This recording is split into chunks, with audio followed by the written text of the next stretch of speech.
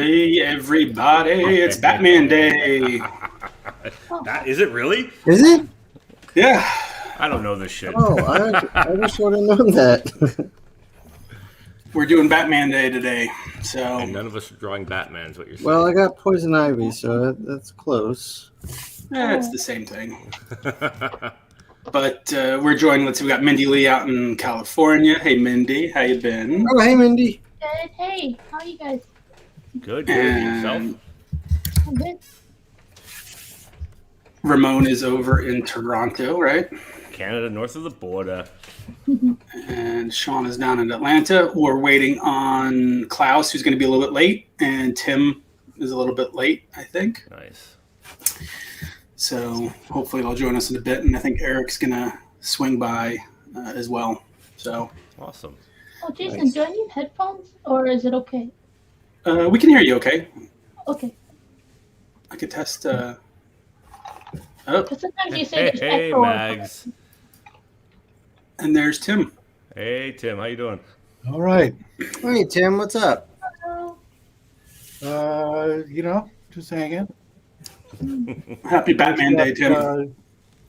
Thursday, I finished the last piece of art on the Long Halloween special. So Oh, Nice. shit. Nice. it's a giant load up. Congrats. So now we can take a little vacation? No. No. Do you know when DC's going to announce your next project? I do not. Well, But I that'd be do know exciting. what's happening. We're allowed to tell people what's going on? I don't know. Oh, It's all secretive. it's hush hush. Well, when in doubt, wait till DC tells me. And they haven't told me it's okay to do it. Sounds like a good idea. All right.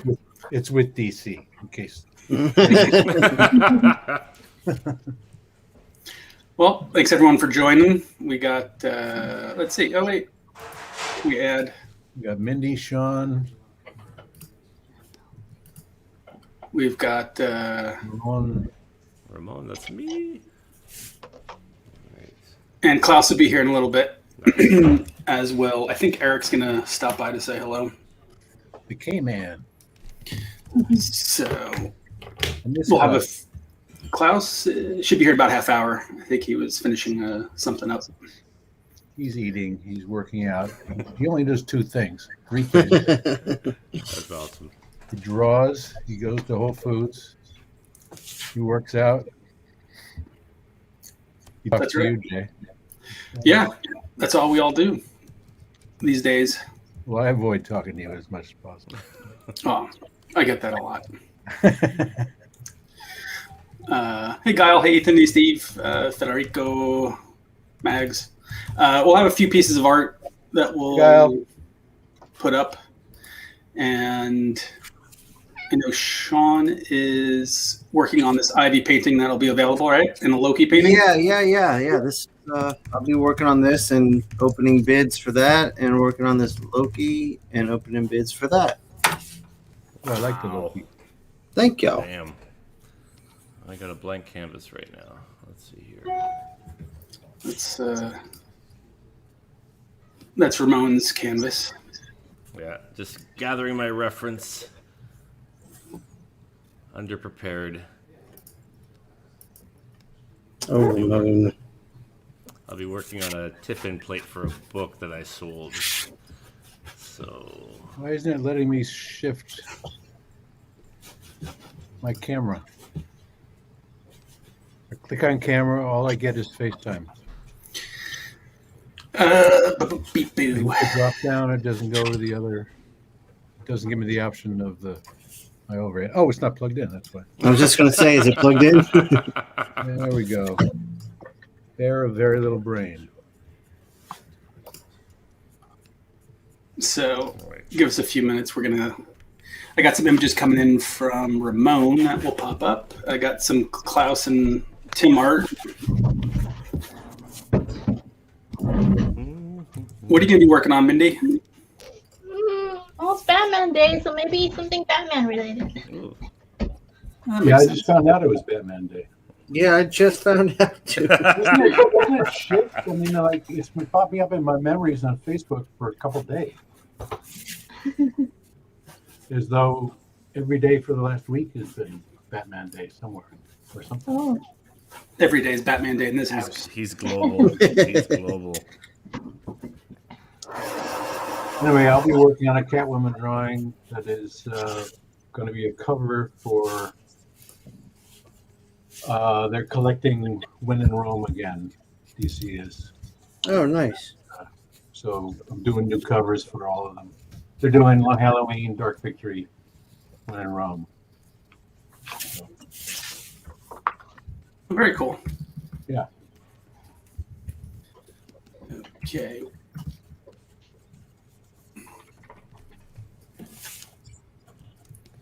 So there's no. What do you want to start bidding off at the Ivy? I don't know. What do you want to do, Jay? Do you want to just open it up and see where it goes, or you want to start somewhere? Well, I'll open it at 300 for me. All right. There we go. Opening bid at Damn. 300. I'm going to go up to 1,000 if you put Harley Quinn in there. If you can sneak Harley in there somewhere. I'll do a Harley Ivy next week. The MO continues.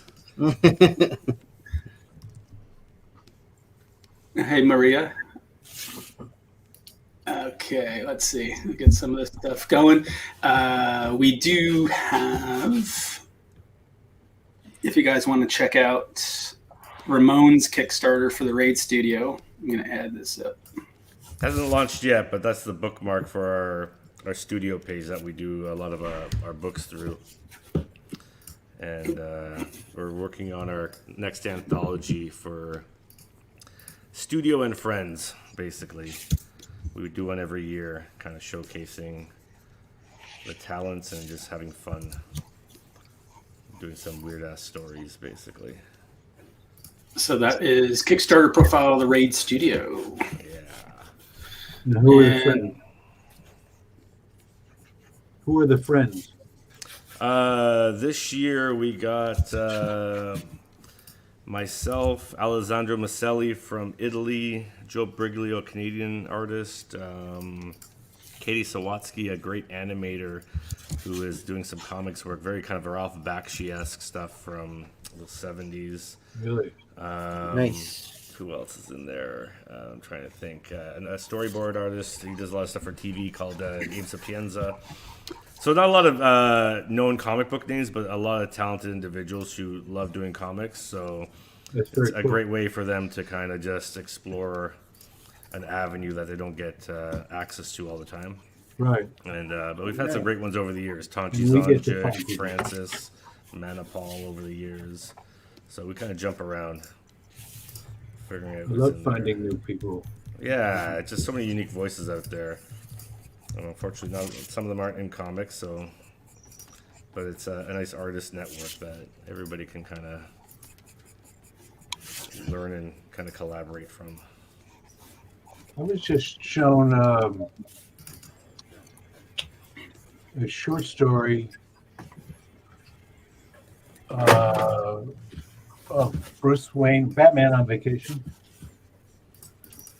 And I guess it's in some anthology, DC anthology. Oh, okay. And they used a lot of European guys. And this guy, I don't know what's his name. He's Spanish, Paco something. Anyway, I'll look it up while I get a chance here. Yeah. I mean, there's a lot of great European artists out there that we never see the light of day here. Yeah, Actually. but this is the unusual thing about this, or a little different. It looks very American. It doesn't look like a BD or. Okay. I mean, this guy is very steeped in American comics. He's 52, and I've never heard of him. Oh, wow. He's got a very like Rocca, ROCA. Yeah. Oh, yeah. Okay, I know him. Yeah. Yeah. Anyway, I thought it was terrific. Jared Machowski introduced him to me. Yeah, that's the great thing about also just the digital landscape. You can see so many artists now that you have to hunt down. I remember like when I was a kid, you just have to find the right magazine or be traveling to actually discover anybody. That was fun. Yeah, no, San Diego is the first place I got to see any Lieutenant Blueberry or anything like that.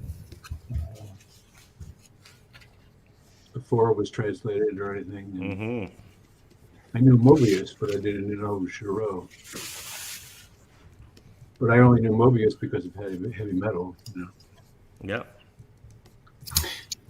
Ramon Mags is asking if Raid 4 will be released directly to the Raid store. Eventually, we'll have an exclusive Kickstarter edition, and then we'll be doing a store edition. That'll be a little bit different, but yeah, it will be eventually. So we try to keep the Kickstarter stuff unique to the platform for early acquirers, people who back the project, and then we'll be doing a regular edition for people who just maybe want to buy the book and support outside of Kickstarter, basically.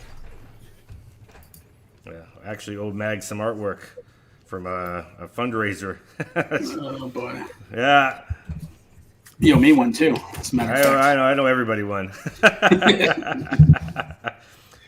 This is why I just don't do commissions half the time. I hate owing people. Me too. When I get home from shows, I just not that I go to shows anymore. I guess. But, Yeah. Generally, people will ask me, "Well, can you do it at home?" I said, "Well, I could, but I probably won't." Yeah, that's exactly it.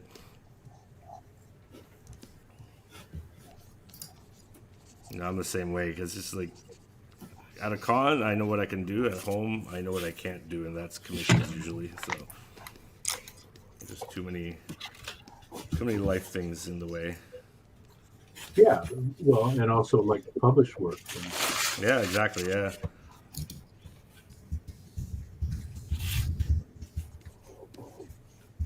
Well, I think I owe Jason something from 6 years ago. Yeah, but who's counting? It was. I think you are.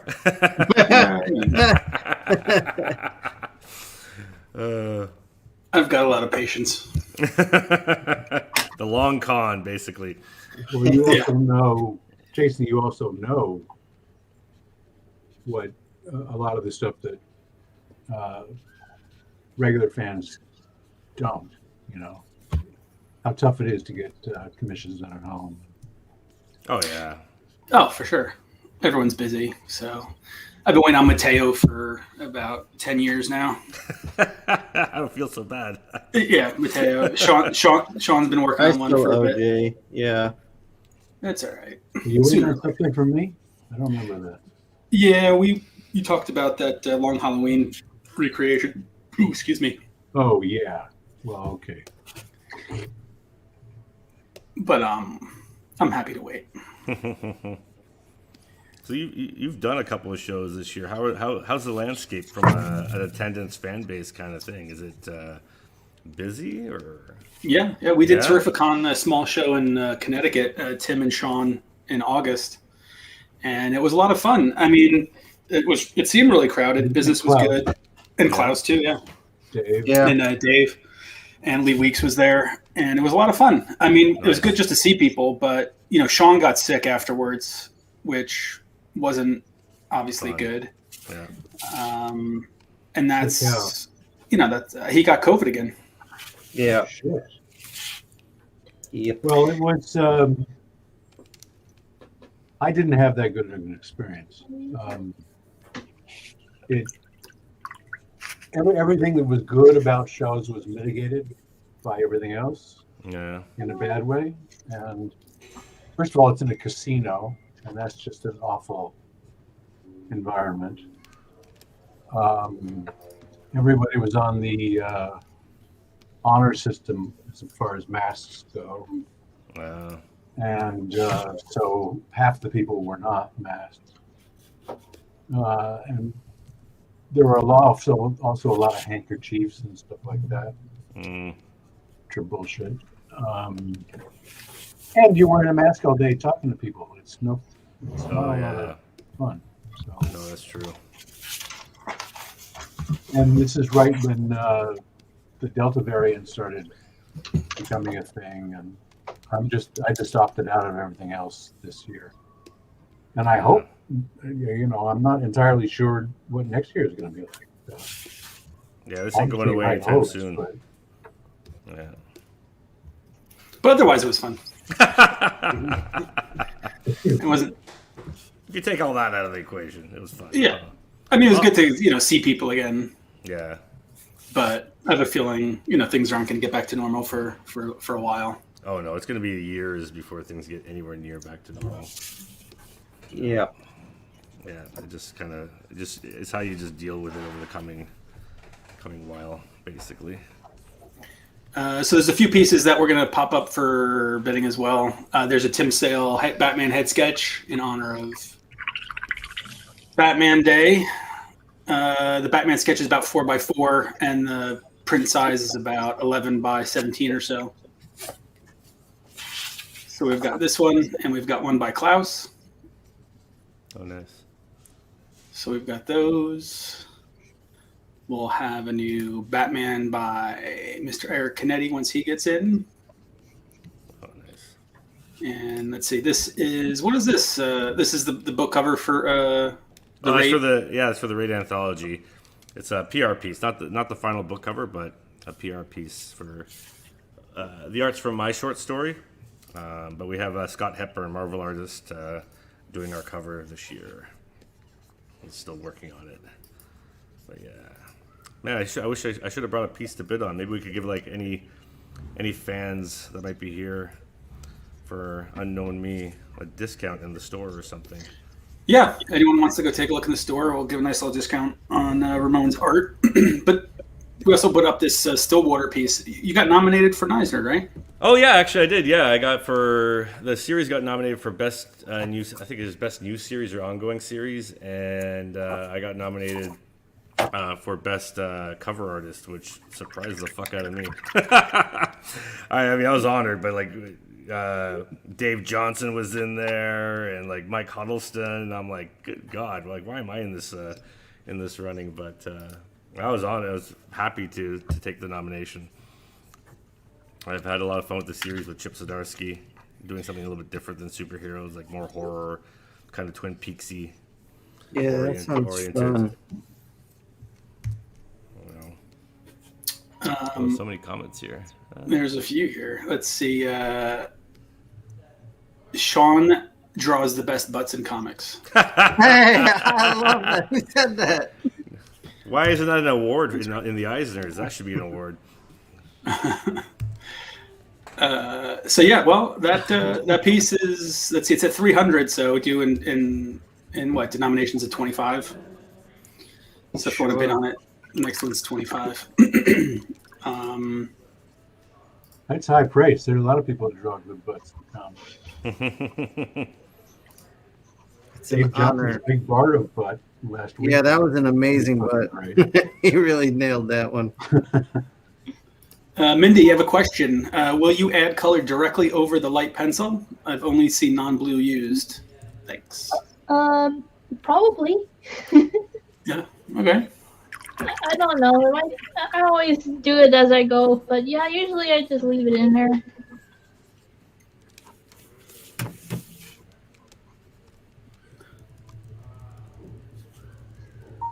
What is there any art that you guys have held on to just because you liked it, you wanted to hang it up, or what's your favorite piece? Oh yeah, I have a few. Yeah. I tend to not really like my stuff enough to hold on to it. There's actually I've kept a few of my art. Like I love my Archie covers. I've always had fun with doing those, so I've kept those, and those I usually do them larger size too. So I'm just like lavishing them with love. But one day, who knows? Maybe when I gotta pay off the mortgage, maybe they go up for sale. No, it seems things are just getting more valuable as the years go on. I feel also it's like less and less people. So many artists work digitally now. The actual original art realm, the landscape's changing. Yeah. You know, Well, that's why the NFTs are going to become more Yeah, oh, for sure. prevalent. Yeah. We've actually been contacted here at the studio by a bunch of NFT driven properties that want to create original content for NFTs, and they're just throwing money at artists to create content. It's crazy. It's good. Yeah. Oh no. I mean, I'm not complaining. It's just like I still can't wrap my head. I know the reasoning behind it, but I still can't wrap my head around it. It's just a weird thing to me. We'll have a And new website. Yep. Well, we're going to use it as a digital certification.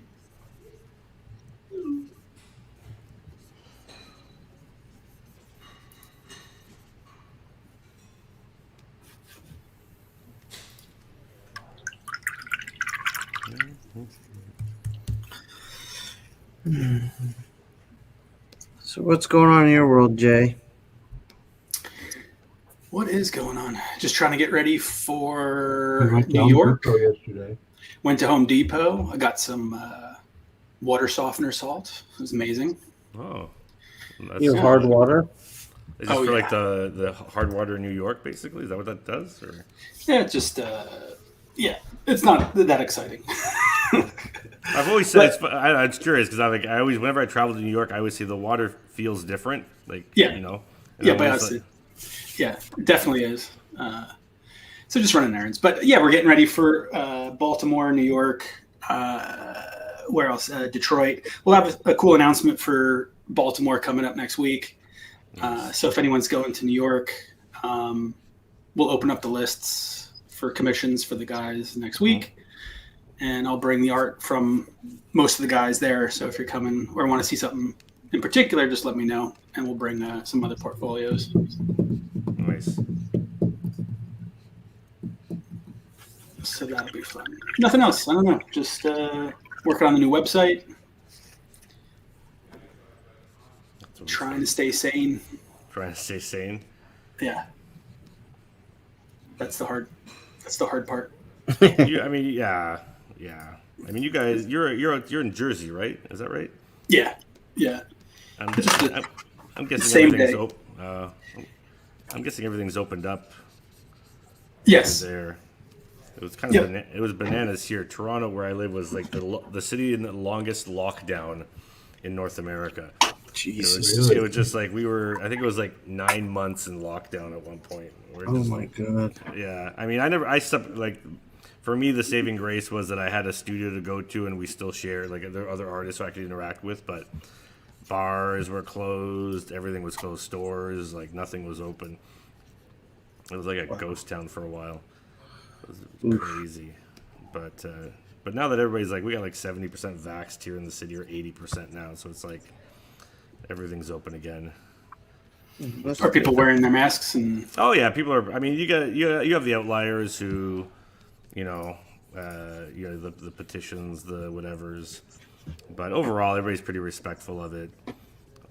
You'll encounter it once in a while if you work in like a retail shop. A few friends have told me that people can get like a little bit crazy about it, but for the most part, I've never had any issues with anybody that I've had to deal with or encounter. But Shawn, how bad did you have it? The recent time I had it, you had it more than once? I've had it twice. Dear God. Once before the vaccine and once after. After the vaccine, it wasn't bad. I couldn't get out of bed for like 5 days. I was just like tired, beyond tired. Yeah. Like an exhaustion I can't explain. Fuck. But the first time I had it was rough. Fuck, that's crazy, man. Yeah, my dad just had it. Luckily, he was double vaxxed too, so he just kind of knocked him out, but didn't hospitalize him or anything. Right. how old's your father? 81. Oh, wow. Yeah, so he was like, it looked like he had like a really bad cold and just was out of it. And there were a couple of touch moments where we were worried because he has like other health issues, but he pulled through. Like, he was pretty stubborn, basically. That's good. Yeah. But yeah, it's Yeah, we crazy. just Susie just had an old friend who um, refused to get vaxxed. This is back in Illinois. Where she partly grew up, Hmm. and also was a young until her 30s. At any rate, and she just died of COVID. Holy shit. They, Ooh.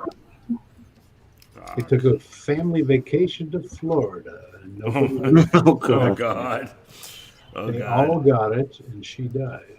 Fuck. Oh, that's terrible. Yeah. Kids, 2 kids, and a husband all got it. Jesus. Yeah, That's a scary thing, right? I know people who've gone like been vaxxed, they go on a holiday, and then they just get sick there, and then they're trapped there for 2 weeks in quarantine, and then they have to quarantine when they get back. So they lost I mean, they live, but they lost like a month of their lives. What was supposed to be a holiday just was like a hospital stay, you know. So sometimes yeah, I'm just like, you know what, I'm but just gonna stay home.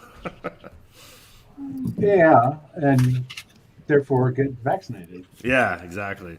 You know, Yeah. so Uh, but for that's the sure. first person anywhere in my sphere that I've known that died. Hmm.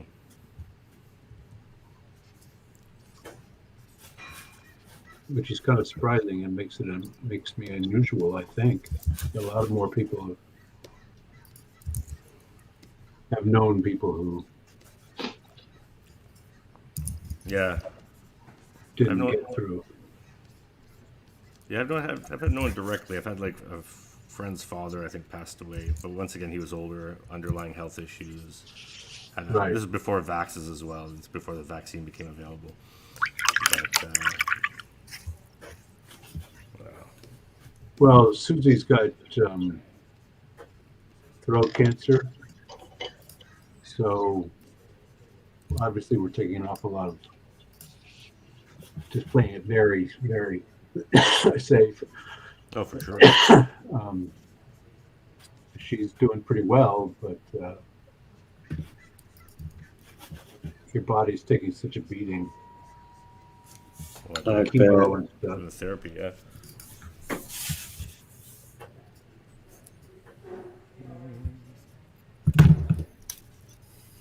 Turned out smoking all your life is not a good idea. That's a cool piece. Let's see. Someone bid 150 on Tim's print / sketch. Nice. Can you show that again? What are we talking about? This one. Wait, I gotta change my camera. Nice. Very nice. Very nice. Let me see.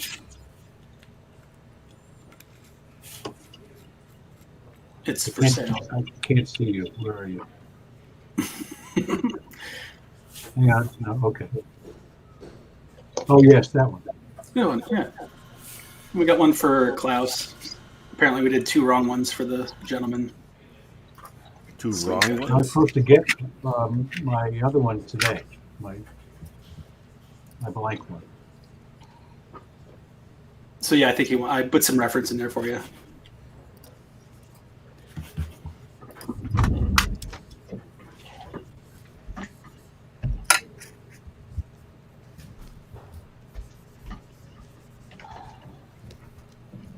How's Mateo? I always like to catch up on him. I talked to him this week. I think he's doing well. They're just awaiting his new baby, which should be Oh here, shit! in the next few weeks. Yep.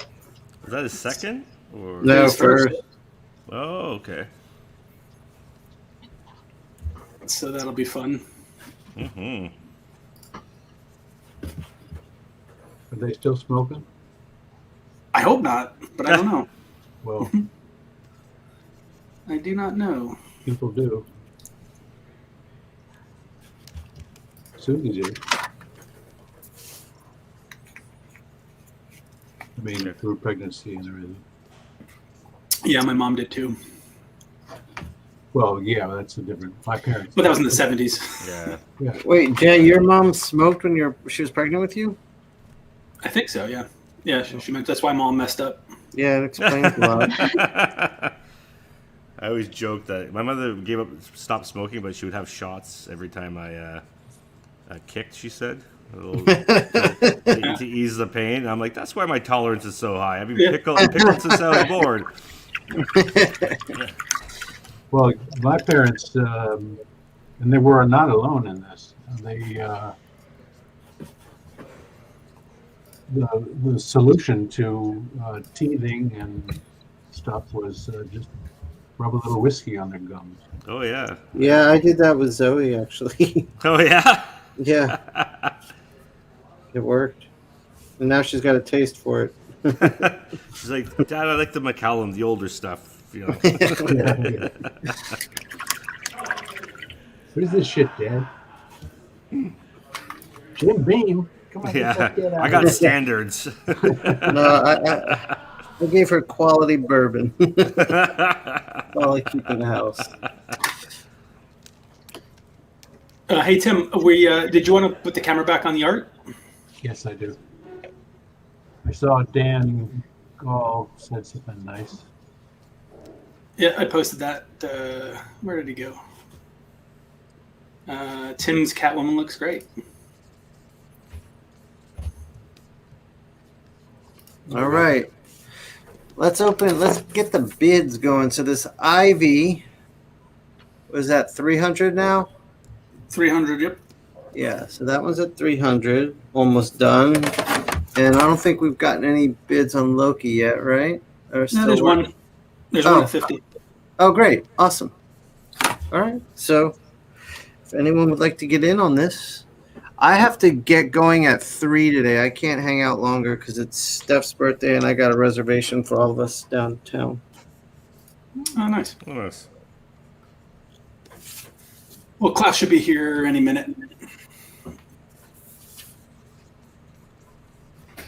And then, Mindy, are you going to open bids for your Harley? Sure. All right. So if anyone wants to pop that in there.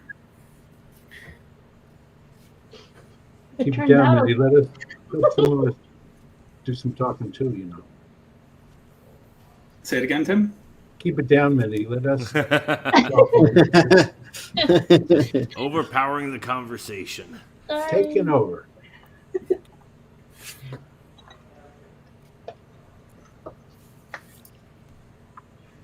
Mindy, who's the publisher doing your Masters of the Universe stuff? Dark Horse? Oh, okay. Oh, nice. Are you still working on that? I'm done. That's all done? Yeah. I was offered a Masters of the Universe job. It's probably a year ago now, but it wasn't for Dark Horse. I think it was for Scholastic.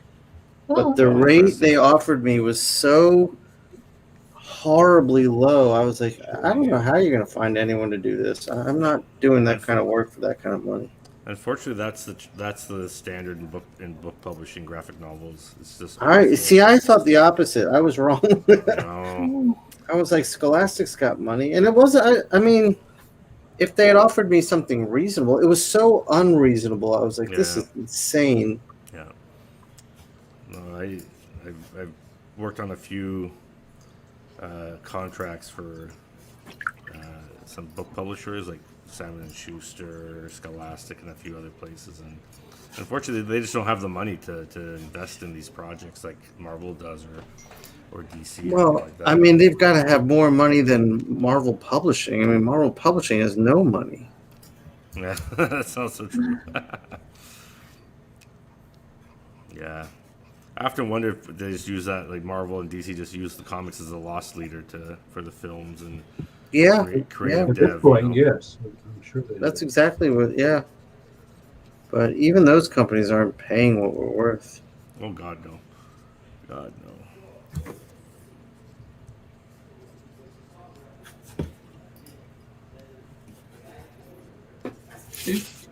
The bid's up to 200 for your print, Tim. Thanks, Sonu.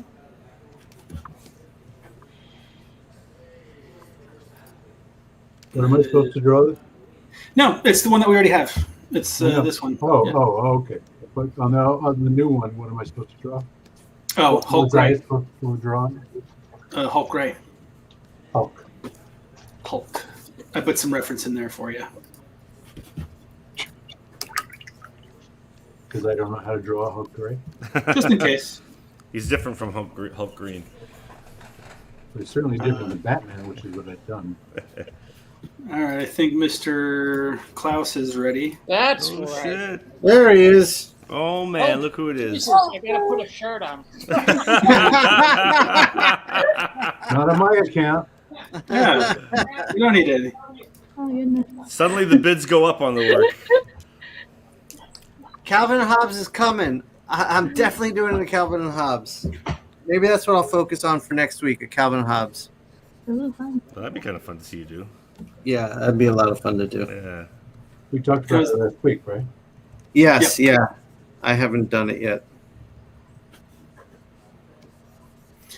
Yeah, I've been bugging Eric to do one of those in where the wild things are. Oh, yeah.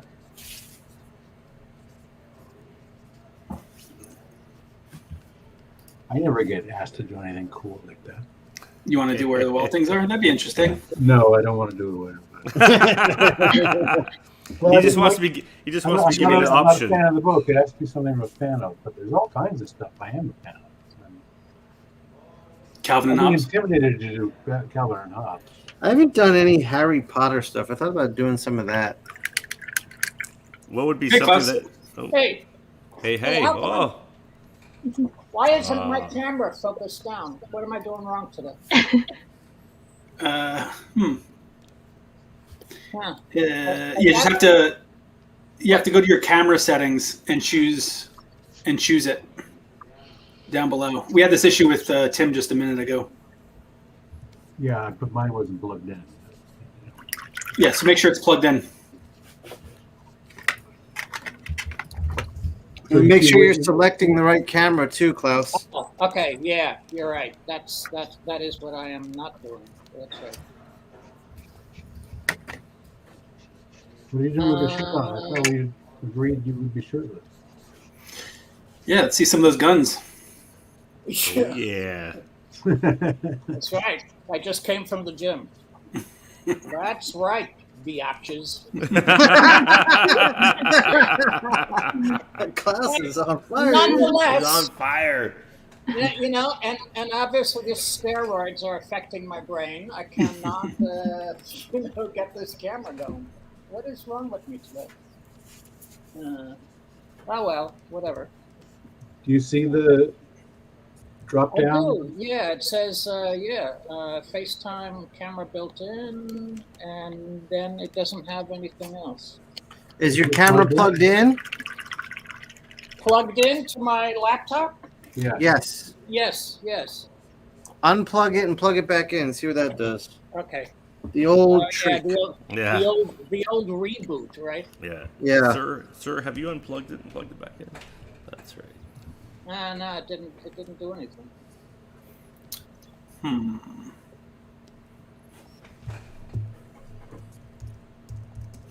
Oh, that's a shame. There's got to be something. You might have to reboot, but Yeah, maybe do that, Klaus. Hop off and restart the computer. That might work. and Mindy, you got a $100 opening bid on your Harley All right. from Chris. Go, girl.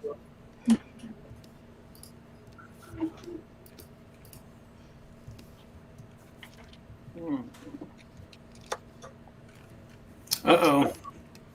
What's the matter? That guy's here. What? Look at that handsome devil with his raised kids. eyebrow. Oh, no, Eric's here. Oh, man. Snuck in. How's it Scroll going, Look at this Dad? very full room. Look at you guys. This lackadaisical model expression there. There you Oh go. boy. That's what two kids Ramon? does to you. Long time no see. Hello, Mindy. No. Hi there. Tim, drawing. Team drawing. Amazing. Did you last week? You were not here. Klaus, contemplative. I like it. He's trying to figure out how to get his camera on. And his shirt off. And Oh, you missed Shawn, hello. Hi, Eric. I How like are that you? natural lighting at your house, Jason. Coming right through the ceiling there, buddy. That's how we like to do it. Yeah, he likes to focus his camera on the ceiling more than on himself. And Actually, look at my Jason's got some. profiles. He's got some really good composition there. If I were drawing that, panel.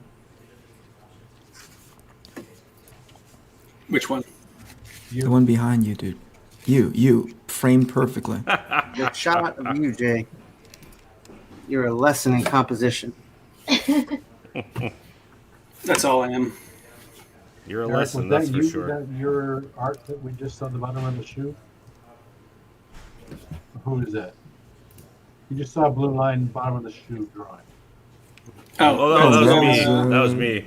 Okay. Yeah, this is, that was a legend himself. Ah. what's How's this for? How's This that is- Clip Studio Paint doing for you, Ramon? Oh, I love it. Yeah. Yeah, I love it. Was it a pretty easy? You worked in Photoshop before? Let's establish that.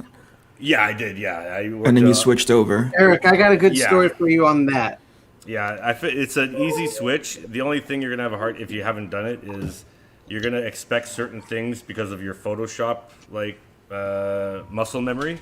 And it's just overcoming the muscle memory, but What are we talking about? Just like shortcuts and yeah, and so on. exactly. Shortcuts, how layers work are a little bit different.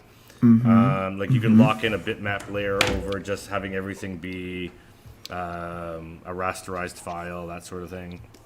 But yeah, I love it. I mean, I don't like coloring in it yet. I still use Photoshop for a lot of my color work. What's going on? Is it their coloring engine? Is it a little bit off? I like coloring in CMYK, and they don't offer that. That's my main reason, anyways. So, but a lot of people love it. Like they do phenomenal stuff, but that's just a personal preference of mine, basically. All right. Yeah, but I know it's a great Eric. program. Eric, Yes, sir. so I was working on a book, and I knew Photoshop decently, not great. And I got Clip Studio, and I sat down one day and decided to give it a try. Yes. And I penciled and inked a page in a third of the time it took me to normally do it. And I had never used that software before. That's how quickly it was to figure out. It was just like Alright. Photoshop, pretty much. And it's like it's tailor made for comics. That's the thing about Yeah, it. it's right? very, yeah, I mean, it's really intuitive. If you're in tune with traditional media, it's just all Like- the titles, how everything works. It's so similar to what you're used to. Yeah, It's you know, an easy transition. like you could even drop in like a zip layer, you know, and like where is it here, really quick, like And those perspective rulers you are know, killer. Yeah. Yeah. So so fancy. you know, and yeah, What are you the guys, perspec- comic book artists or something? I Dang. know, right. So, but yeah, the It looks perspective great, stuff is buddy. awesome. And you'll notice that Eric's Indiegogo crowdfunding is up for his new book, Arc Athena. Yeah, if Can any we of put you a st- guys have not yet gone to visit the campaign page and pledged, please do so. Oh, I already did. Appreciate the support. I didn't know about this. I'm gonna have to go check this out. Well, now it's just you, buddy. Pressure's on. I know. Hey, I could dust off I have my old Eric Canetti library right here. I got some classics. Which ones you got? Oh, hold on a second. Now you're on the spot. Oh boy. Ramon, I just wanted to add, you were talking about Clip Studio and such. I'm loving your You work remember on- this one here? Oh, that's so old school. I love know. it, man. Fucking ancient here. We got a little Velcro on it. Velcro is old school magnet technology, you guys. Like, look at this thing. This is crazy. I love it. You know, I beautiful love stuff that though, book. man. Actually, you know what? This is before I knew Eric personally. I've never even seen this one. We haven't seen that one either. This is from another fine Black Velvet Studios production, I love it. right there. But actually, I have a great little story about Eric. Uh-oh. Before we knew each other personally, I had his first. I can't remember what show it was. I think it might have been Seattle. and I was out there to buy his third. I can't remember the name of the sketchbook. Had like an egg yolk on it or something, or maybe it was Egg. And I was like, man, I'd love to get your. He had none of his other sketchbooks available, but then we're talking, and he's like, listen, come back tomorrow. I think I might have the first 3 books at the hotel room, and he did next day, and he like sold them to me at like a discounted price. And the guy was a gem, a charming gem. What happened to that, A Eric? capitalistic gem is what he is. What happened to that, Eric? I know, right? The kind giving version. That's the standard that like I'm like I got to be like this guy when I go to conventions. And then I met him years later under Essential Sequential. And I was like, what happened to that guy? Yeah. No, he became corrupted under his own ego and weight. Is what happened to him. Yeah, I got a whole library here of your classics, your That's classic very hits. kind. Thanks, man. I appreciate that. Big fan for a long time, so it was a pleasure to meet the man behind when. Did it demystify for you, Ramon? When you were like, this guy scratches his belly button just like I do. Yeah, that's pretty much it, really. I mean, that was I told this to Shawn when Shawn was on I do a live stream every Monday with a buddy of mine, and Shawn was on, and I remember when I joined Essential, it was like, it's like the normal human stepping into the room of the gods when I first joined. And then I realized all the gods were just normal people. There you go. They like to drink and eat steak just like I did. Except Tim and Klaus. Still Yeah, very of course. godlike. Oh, yeah, Not as exactly. godlike, maybe demi-godlike. All good people. That's comics though for you, man. Fucking awesome people everywhere. Hey, Ramon, can you hear me? I can hear you. Yes. Oh, I just wanted to say how much I'm loving Stillwater. Oh, thank you, man. Thank you so much. I'm so impressed by it. Oh, thanks, man. It's been very different. For you mean? Yeah, like it's a very different. You don't have your bombastic, splashes and things. It's a very kind of a slow burn series to work on. It's like. But How far is it open ended or are you? Chip and I have discussed the ending. He had a plan in mind when I came along. So he does have an end in sight. How long it takes us to get there is still in development. But it does have a finite ending. I just can't tell you if it's another year, 2 or 3 down the line, where it might be, where that ending might be, basically. Well, good for you. I've read it from the beginning. I really thanks, like it. man. Thank you so Chip much. is one of my favorite writers. His Daredevil was amazing. I've heard, I feel bad because I've never actually read his Daredevil. I've heard nothing but awesome things about it. So I got It's really good. I got to get off my ass and actually read because it's been bad because like I was saying, I think before you showed up, our city was under lockdown for so long that like I just stopped going to comic shops. I stopped going anywhere, and I just fell behind on so many things that are actually out there. That happened to everybody, I think. Yeah, exactly. I mean, it really did. Yeah. I mean, which is why I think Comixology picked up some, customers. Yeah. No, They're completely. doing great. Yeah, they're actually just changing their whole platform now, aren't they? They're like because Amazon's just doing a whole switcheroo on how it operates. Yeah. I'm curious to see how it develops.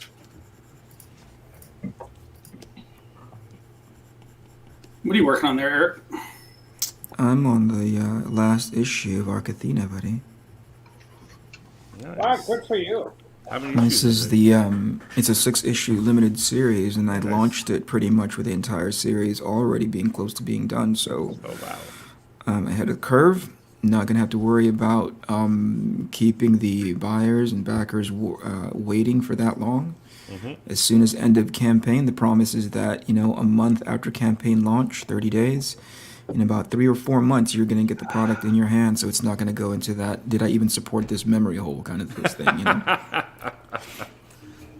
It's funny, we actually, our studio just took over a fulfillment for a campaign like that was delinquent for 6 years. 6? Yeah. Jesus. That's nightmare scenario for me. It was like it was a collection of old 1940s Canadian Golden Age comics. So, but we just got the hard copies in here, like this guy here, and Oh, that's cool. yeah, I it's didn't like- know that Mr. Monster was Canadian. He originally was Canadian, then Michael T. Gilbert kind of stole the character and made him into. So this was a lot of fun because I like doing book design as well. Yeah. So putting this together was a lot of fun. And then That looks great, buddy. Super professional looking. Thanks, dude. And a lot of guys. Hang did your some hat great on that pinups. Yeah, man. No, that's what I actually went to school for. Ah. Yeah. And you accidentally became a very successful comic book artist. Is that what you're saying? I don't know if successful is it, but I survived. Hold on. Hold on. You know.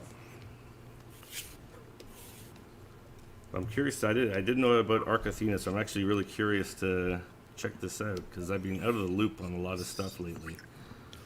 Oh, that's all right. It was actually me at the beginning thinking of a way to fill my time during quarantine with something productive and, more importantly, something that belonged to me. You know. Of course, yeah. I'd never taken that chance before, but I'd realized why in the past that when I started making the effort about the financial, and it's natural, right? You're going to put yourself into a situation where you can spend a ton of time, energy, and effort. You'd want it to somehow pay off financially, right? Or at least initially. But the moment I switched that metric up, the moment I started making it about like, you know what, this is just going to be fun. Yeah, and the finances are going to end up working themselves out in one way, shape, or form. I just want a book that belongs to me where I don't have to sort of, hat in hand, ask for permission to do something. Yeah. Right. And it turns out it's been a lot of fun, man. It's been, I gave myself a pretty long runway to get awareness out to people by streaming and getting on social media. So about near November of last year is when I started telling people that I'm going to be doing this. And now, when I launched it 3 days ago. Oh, And it's a recent one. Okay, I didn't realize it's it was that recent, recent. yep. Okay. Yep. And it's been a tremendous amount of fun. That's Especially awesome, because man. the creative metric was the finish line that I was trying to cross the most. I was prioritizing that. And the learning metric of what it meant to be a creator doing crowdfunding campaigns. Yeah. No, that's, yeah. I know a lot of people have gone down that road, and I'm actually prepping to go down that road.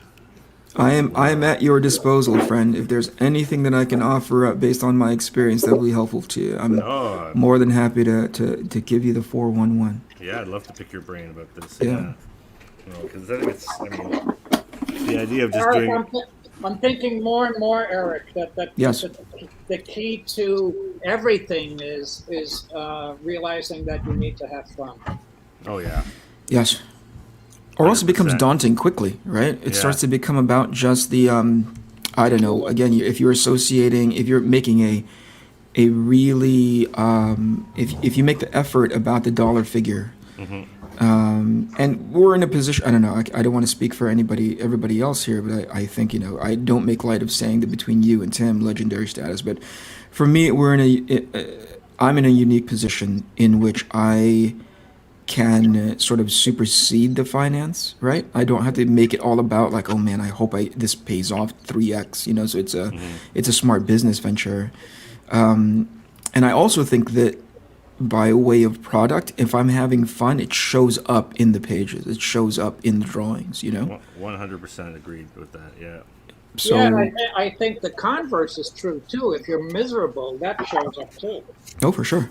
Yeah. Not just in the output and the frequency, people can tell when you're, and here's the other thing, that when you're doing this on your own without the umbrella of a mainstream company, people can glom onto or want to support the project because they're interested in the title, right? That's amazing. That's obviously ideal. But there's something to be said about they also want to back the creator. Yeah. Yeah. There's something about that they're really super into. They believe in you as a creative person. They believe in your project, and those two in combination goes a long, long way for people to dial in and support. That's it. That's interesting. I hadn't thought about that. Well, that's the same way I buy comics whenever I buy comics, and have for decades. I follow the artists. Yeah. Yeah. And I'll support whatever so I can get more of their art. Yeah. Marcos Martin Yeah. is a good example of a guy I try to find out everything he's doing, and it's not standard comic book publishing anymore, but he's still working. He works very slowly, but I just adore his work. Yeah. And, Yeah. very, very sweet guy too. No. It's the wave of the future. I it think is so. definitely. Let me ask you guys a question though about like all this crowdfunding and like Kickstarter, Indigo. Do you find it weird, or when you have like Boom or Archie or all these other companies doing Kickstarters, like having like Keanu Reeves like do Berserker on Kickstarter, where like mentally I'm like, Keanu can afford to back this probably himself. You know? Sure. Like why? Sure. Is it an advertising move, or is it just like, should it be a platform for everybody? Like, I always find Well, it. a lot of times when people who are established in other entertainment media is they're looking for just ways to eventually star in the movie version of it. So they're kind of writing screenplays or. Yeah. Are you saying do I find it odd that somebody or an organization, whether it be Yeah. IDW or Keanu himself, having the means to do it using a crowdfunding platform Yeah. That's I guess to fund a book that they can probably pay out of pocket just with their walking around money? Is that what you're saying? Yeah, that's pretty much it. Yeah, like I found it weird. Like, is it just to garner an audience? Is it like I found it fascinating. Yeah, I don't know. I mean, I don't think it's foul, because ultimately, and I say this again with as much tongue in cheek, but also seriousness, like what Keanu eats doesn't make me shit. Like if he believes that that's the way that they can go get that book funded. I think some people leverage that conversation to be, well, they should not be doing that because the attention that they're getting in this crowdfunding space then, doesn't focus onto me, or there's only so many dollars in this crowdfunding space and I wish they would just go someplace else. And I'm like, why does it matter where they get their money, Right. They're going to, it doesn't, like, the thing that I can hope for is that, oh, good, there's eyeballs over here from Keanu's crowd who are into comics. I'm going to then say, hey, I'm also available over here. And they're not taking money out of my mouth, out of my pockets. So They might I don't bring money to understand your why there's pocket. any, like, that just speaks to a level of, like, Yeah. self-consciousness and lacking in confidence in your product to be like they're taking Yeah, money and away from also, it. there are a fair amount of people all over in any creative medium who dig comics Yeah. Yeah, for sure. and very genuinely like comics and buy them. Yeah. With favorites and all that stuff. Yeah. No, I it's understand the curious. counter argument, though, which is to say, hey, these are for people who probably could not do it on their own, and so there's a platform that exists for them to raise these kind of funds. Why should people who can already afford it be allowed on here? And like, I guess maybe there's a It's not big nature of enough the for both. I mean, Yeah, It is, maybe it there's a is. principle. There's a nature to the principle of that where you're like, yeah, you could probably afford it. You don't need this platform anymore. But I'm like, end of the day, what do I care, dude? I'm gonna make my Right. freaking book. I'm No, gonna make it's, my project. Yeah, I'm just Ramon, curious. I also think it shows us that now the playing field is getting leveled, and like, why should we go to publishers when Oh, we can yeah. do this? Like, if they're Sure. coming to this, then what do we need them for at that point? Yeah, no, for So sure. I think there's a positive side to it for the creators Yeah. as well. No, I'm just curious because it's a discussion I've had with a lot of people, and it's like both fences. I get thrown understand around. like the ego like getting like annoyed by it, but I just think it's just business. Like, we're all trying to find our way, whether you're a bigger company like Boom or you're a small company like Eric. We're all just trying to find our way. Hey, how for dare sure, you, minuscule company like Eric? I'll have you describe me accurately, sir. There's rich people, people with money, have a philosophy that is basically that the only way to make money is by using other people's money. Never invest your own money. I've heard that too. Yeah, that's true. Yeah, Yeah, I've heard that too. Yeah. Yeah, so that it may be part of that with Keanu, I don't know, but certainly I think the idea of promoting the book and getting free advertisement is and that might have been a big part of it for sure. Yeah, That's true. But the fan interaction's a lot different in that sense than How do you just mean, going Jay? to a publisher. Well, now doing a crowdfunding, you have more direct access to those creators. Mhm. Right. It's a different environment. It's a different interaction. Yeah, true. That's true. I wonder if that's interesting that the connection to the audience and to the fans. I wonder if Substack is taking that is the next step in that, because you have to be in contact with your audience. I think like once a week, right? Yeah. I don't know anything about Substack. I signed up. It's interesting because I've had a newsletter for about almost a decade. Tell him, Ramon. No, just a regular one, non-paid, just like informing people about stuff. Ramon, I got to get on that list. I try to get on everyone's list because I have one myself, and I'm trying to learn from like what other people are doing too. Yeah, but I'm curious about Substack because I think it's an amazing move. Like, I think it's a great way for you to connect with your audience. I just wonder. My worry. I'm curious because it's like I signed up to a bunch out of curiosity. And now I get like 20 newsletters in my inbox every Monday.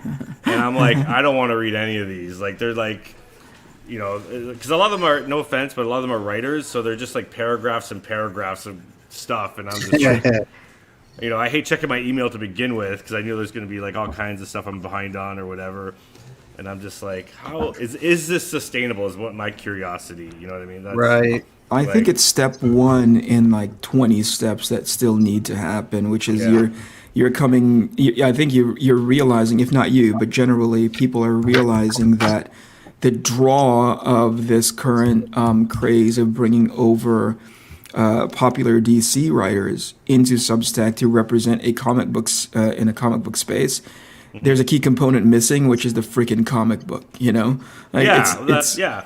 There's the, and again, to your point, no offense to the people who have been brought on board, but how relevant are these writers independent of the titles that they'd help make popular, Exactly. So it is to say that, you got the grant to go on to Substack, but at the end of the day, people know you as a comic book writer, and without that comic book component in place, you're just as you're just as big, quote unquote, as every other writer that's on Substack right now. Ultimately, the question is, what are you bringing that's new to the table? And I think that's what they're trying to that's what they're trying to wrap their minds around right now. Yes, I've been given this grant. I've been given X amount of dollars to be a name, a comic book name in the Substack space. Yeah. But you also now have to subdivide that grant to pay out other artists. Yeah. And it's tough because I know some guys are creating original content through Substack. Sure. I'm not sure how they're delivering it, but that's it. Yeah. I'm curious. It's like if you get like say one comic a month, but you're paying like almost $10, or are you getting like is it every 6 months? Like what's the I know for example a lot of guys are doing like floppy issues on Kickstarter, so it's a floppy comic might go for $10 or $15 on Kickstarter, plus you throw in shipping, it's like another $15. So that's a $30 price tag on a 20-page or 30-page comic book. Yeah, and I actually, to address that a bit, Ramon, I hate to shill, but I'm compelled to, considering. But on Arc Athena, that was actually a serious consideration for it should be what I was running into, which is again the fact that you have that on hand in the back of your mind. That's not something that's unique to you. That's actually pretty well known from a supporter of crowdfunding, right? Mm-hmm. Which is I'm going to buy a book, but it's going to be a floppy.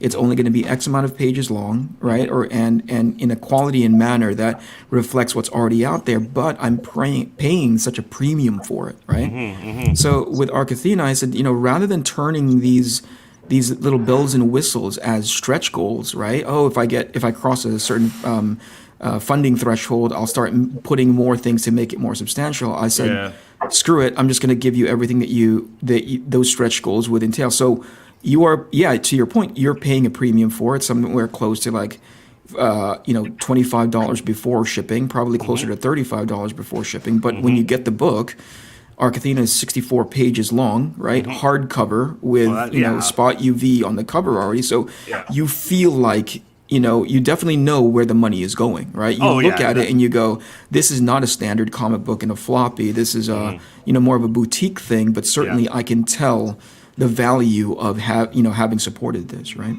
Yeah, no, I mean that's that's an obvious thing, like because a hardback book in the store will cost you anywhere from 35 to 55 or more, depending on how big it is or whatnot. So that to me makes sense. It's just the worry I see when I see some creators creating shorter form stuff at a higher premium cost. Yeah. And I just wonder if the fan base can handle that over the long term. And I think maybe what they're considering is that the fan base for that thing that you're describing might not necessarily be one-to-one to the people who buy floppies on a monthly. Yeah, They might be a whole different set of people altogether, right? Yeah. Because I can't expect, writer X, Y, and Z with artists A, B, and C to put together a crowdfunding book and then release it and automatically have it built in so that they'll sell in the, tens of thousands of units, right?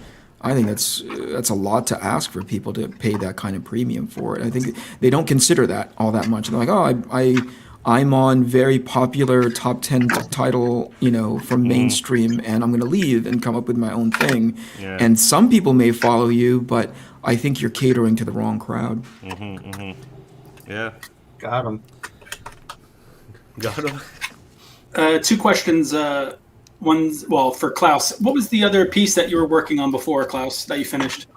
It's I'm doing a cover for a French publisher who wants me to do a variant on text. You know that Nice. Oh, that's awesome, That's dude. wicked, dude. Yeah. That's awesome. I love text. Oh yeah, And then- thanks. And there's so another question.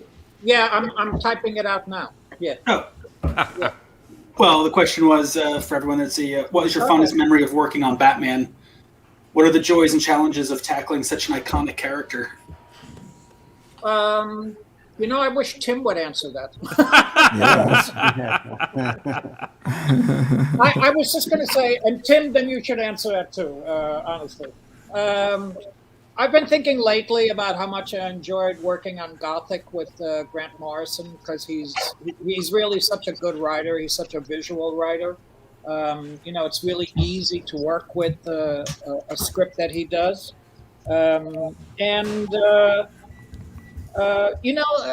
Batman is so iconic that sometimes I feel like, I've never gotten him the way I see him in my head.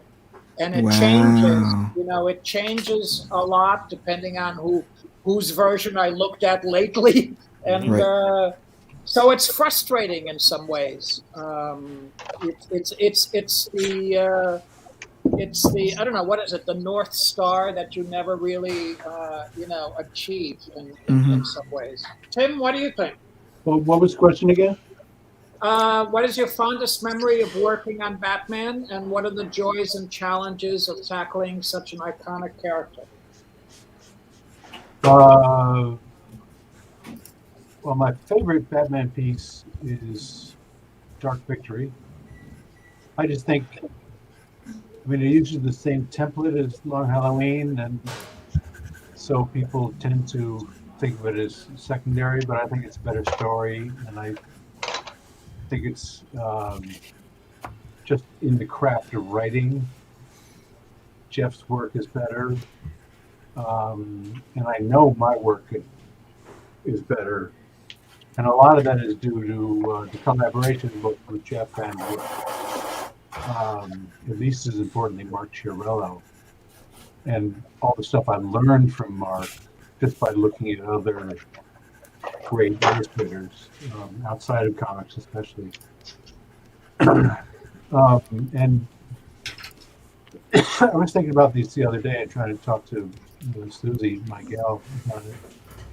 It just seemed like stuff flowed out of my hand so easily. On Dark Victory? On Dark Victory, yeah. Huh. The compositions came easily. That inking came easily.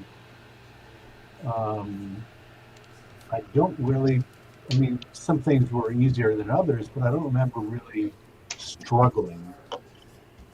And if I did, I now had a kind of backlog of a bunch of other artists to look at to help me design with, that kind of thing. So, but the just the iconness of it, I grew to it. I did a few things, including the Halloween specials with Jeff, where I was still feeling my way and wasn't sure what I could get away with DC, because I had some kind of bad experiences with them telling me, no, you can't draw this way like that, or you can't do this. I told you the story, I think last week, Klaus, about Dick Giordano redrawing my Superman. Oh, yeah, that's right. But that was on tracing paper, at least. He didn't mention ink over me or something. But by the time Long Halloween came around, they were kind of letting me do whatever I wanted to do, and that freed me up a great deal. And that was even easier by the time Dark Victory came around, and all that was still true with the latest Halloween special that I've just finished. So, although I'm a little stiffer in that, I think, but that's just rust. I mean, I haven't done interiors in 10 years. Wow. Yeah. Oh wow. So, Wow. Wow. Do you think part of the joy of some of these iconic characters, I don't know if this is the approach you take, but the fact that you can tackle them very differently every time you tackle them, like you don't have to stick to one version because they're so iconic. You can kind of fuck around with the design and make your interpretation kind of change every time you tackle the character over your career. Is that something you would kind of say is a bonus of these kind of characters? yeah. Ask me again. I want to get some things straight in my head. No, it's basically like when the characters like Spider-Man, Batman, Superman are so iconic. Yeah. The fact that because they're so iconic, you can actually play around with how, like, say for example, you do one in the earlier part of your career, then 10 years later, you do it again. You don't have to stick to like your version of Batman. You can do various versions and play around with stylistically how you might approach the character. Yeah. You know, is And that like a that bonus? was truer, has been truer with certain characters than others. I don't think I ever really got Spider-Man, for instance.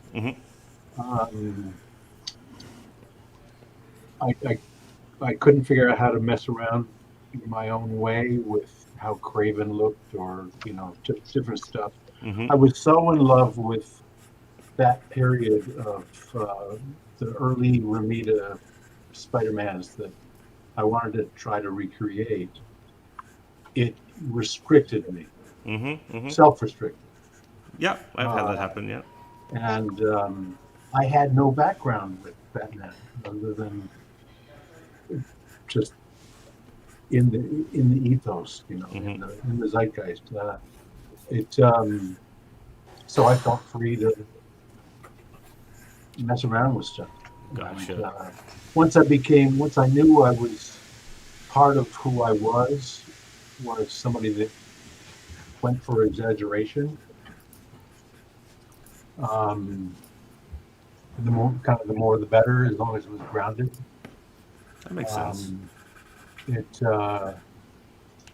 really freed me up a lot. And so that the history of, I didn't hold the history of Batman the way that I held it with Spider-Man. Spider-Man was my first real loved in comics. Oh, okay. Character. And very specifically, even though I love the Ditko stuff, and some of the Buscema stuff, it was that period of Ramita Rizikian himself that I just, it's amazing me to this day. Nice. Well, that makes perfect sense. Shawn said thank you for the explanation. I saw that. That's very kind of John to say that. Thanks, John. Jay, I'm going to be taking off John in who? like 15 minutes. John who? Sorry. The John, he asked the question of. Oh, I see. Yeah. So those are the pieces. What we got? We got $50 on Loki and $300 on Ivy at the moment. Yeah, we got Loki That's right cool. here. Ivy right there. Beautiful. Thank you. Very Thank cool. you. So yeah, I'll be around for. We got like 15 minutes left on the bidding on these. So if anyone wants to get in on it, get it cracking. Get while the getting's good.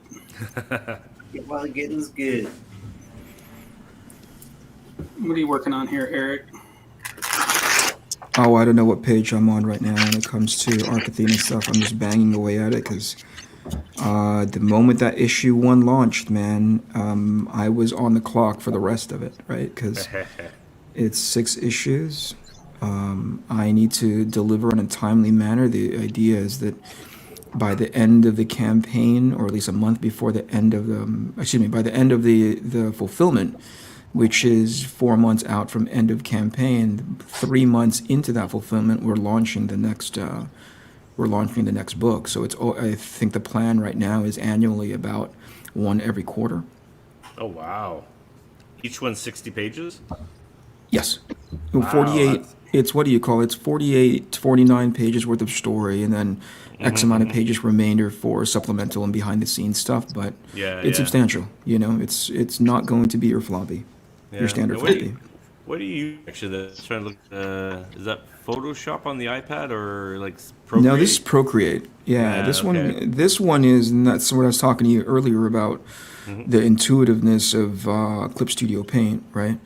To see like, oh, I wonder how Clip Studio Paint on an iPad is, so they offer that up as well.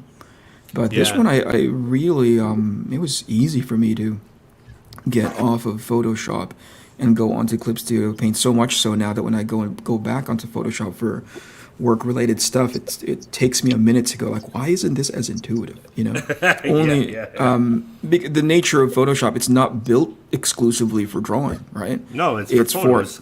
Yeah, it's for everything, right? Yeah. I mean, you just name it, but it heavily favors photographs and touching up, you know, that kind of a thing. So to try to turn it into a drawing tool, which is, if I understand you correctly, is more in the wheelhouse of a Clip Studio Paint. That's why Photoshop is not necessarily as organic as it can be, but Procreate is. They built it specifically so you're drawing on an iPad, on a mobile device, and it's wonderful. Really good. I've used it for like sketch. I have like a digital sketchbook I keep on my iPad, and I love it for that. I've never actually tried to do finished pages on it though, so but I know yourself, and like I know Carrie Nord also uses it, Andy Belanger. So it's there's a lot of people that are moving just to working on the iPad with It's Procreate. great. Yeah, it gives Jason heart palpitations. 'Cause Yeah, thanks. there's no originals to be had, you know. But ultimately, like especially in a production, I remember this a long time ago, and it didn't quite land on me until later. I remember when I saw. Do you guys remember James Robinson and Paul Smith's offering on the Golden Age? Yeah. No. Right. It's really super rendery, and it was effectively his interpretation of like Alex Raymond, Paul Smith's, because that was one of his better influences, right? And what I had grown accustomed to when I fell in love with Paul Smith's work was when he was on Uncanny X-Men, you know? I think he was being inked by, I want to say Joe Rubinstein, but maybe not. It's not Terry Austin, because that was John Byrne's guy. Anyway, it was a really super clean style, really sparse on rendering, but definitely strong and solid figure work. Yeah. And a couple of interviews that he had done way after the fact, he said there was no way for me to facilitate a monthly book like the X-Men and do the kinds of thing that he eventually ended up doing for Golden Age, because that was the style that he really that's the style that he grew up, developing, right? But in order to make a monthly schedule, he ramped it down to the quote unquote animation style that he was using for X-Men. And I never understood that, right? Until I started making comics for myself.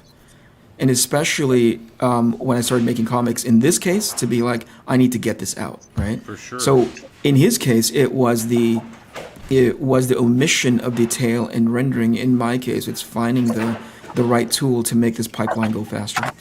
Oh yeah, for sure. Darwin said that too. Who? Darwin Cook. Oh yeah. Oh yeah. Yeah. I draw this But- way because the comics got to get out. Yeah. Yeah, that's- well, Darwin's style is it's so conducive to speed, Yeah. It's just Yeah, a it really smudge. Yeah, But it's it just isn't the only it's way just a to- smudge more detailed than what he would do for his storyboards, Yeah. Yeah. which is gorgeous. Yeah. No, if you Well, compare yeah, your- but if you look at his work in solo, he can work in so many different ways, Yeah. and they're all good. Yeah. And some of that takes a lot longer than what he did in New Frontier. Hmm. But at least for me, part of the huge appeal of New Frontier is the 3 panels on a page, how fast moving it is, how spot on the writing and the take on the characters is. Right. Yeah. Right. And the art perfectly complements it. Yeah. But he did say, I draw this way because they got to get out. Yeah. Yeah. Yeah. Yeah, I People respect forget that that. Yeah. So Nick asked if the new covers for TLH and DV have a similar design as the Catwoman that I'm doing right here, with focus on a single character. No, they do not. There you go, Eric. It's Bob Wyek inked Paul Smith. Wycheck. Right. Yeah. Got it. Or Wycheck. So, Eric, you said that you were able to pare down your style when you found the right tool, right? Is that what you said? Yes. Not pare it down, but let the tool do more of the work for me. And so, what was the right tool? What was that tool? It was for instance, I would over render something, and that would be this is just general, Klaus. So something that would take me 15 line strokes to do, like ink strokes to do, I found the brush that does all of those 15 ink strokes already.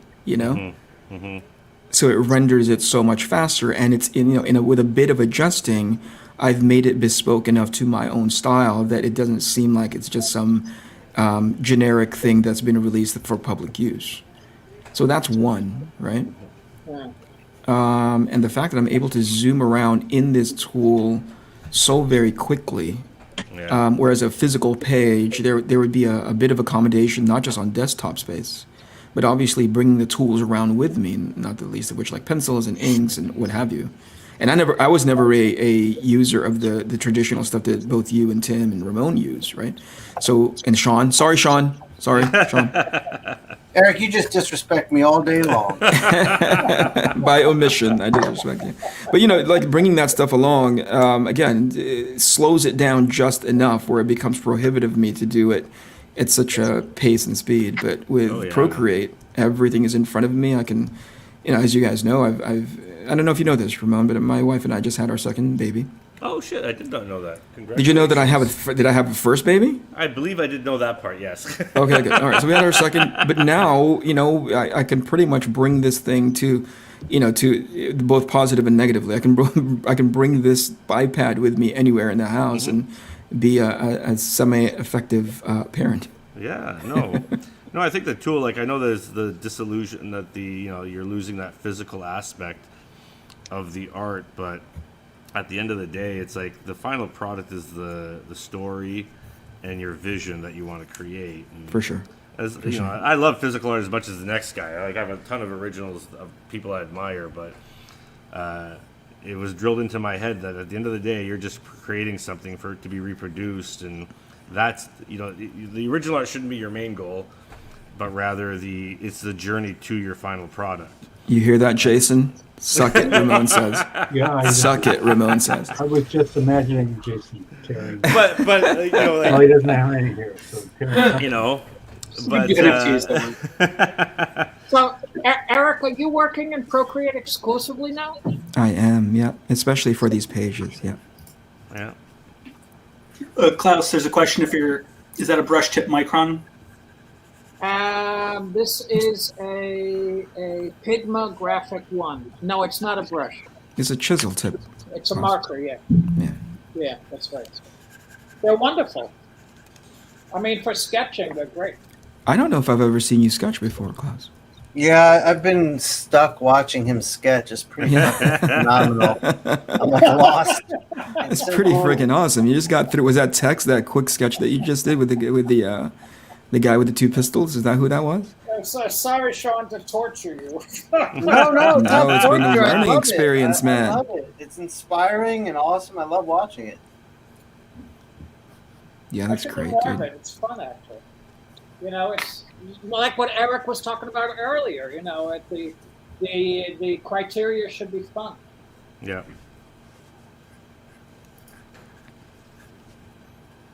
Klaus, I've been thinking, I'm also recognizing no, that sticker that I was just pointing this out to somebody in as far as setting up in the appropriate time frame certain DC logos, and I'm seeing that sweater of yours with the DC logo that looked like a sticker. I'm telling you, honestly, it's the most comfortable sweatshirt that I've ever had. Oh yeah, the material in and of itself, I'm sure, no question, super comfortable. I've always questioned that logo design. Oh yeah. Well, that's absolutely true. Yeah. You see it at the beginning of a movie, and you think, "What were they thinking?" Oh yeah.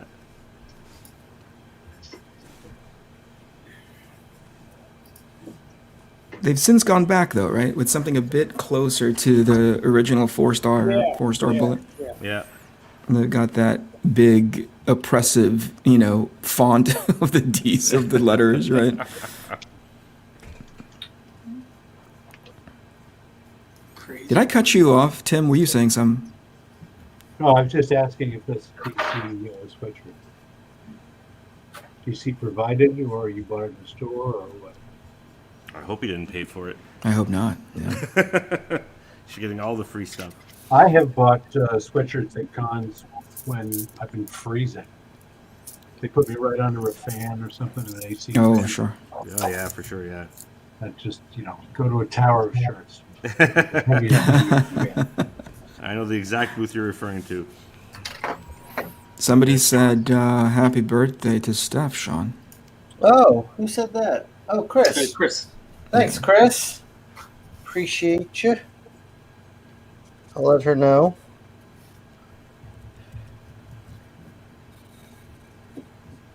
What are you working on there, Tim? It looks like a Joker. It is Joker. That overpopulation of vertical teeth has become a trademark for your Joker, Tim, and I love it.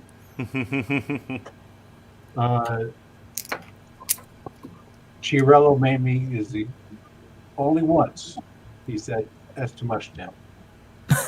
You gotta avoid that. Dark picture. I can't imagine Mark saying it, but that's awesome that he Well, did. you can only imagine what I did. I erased it, so I don't really know, but I'm sure it was the same thing, except 20 times too much.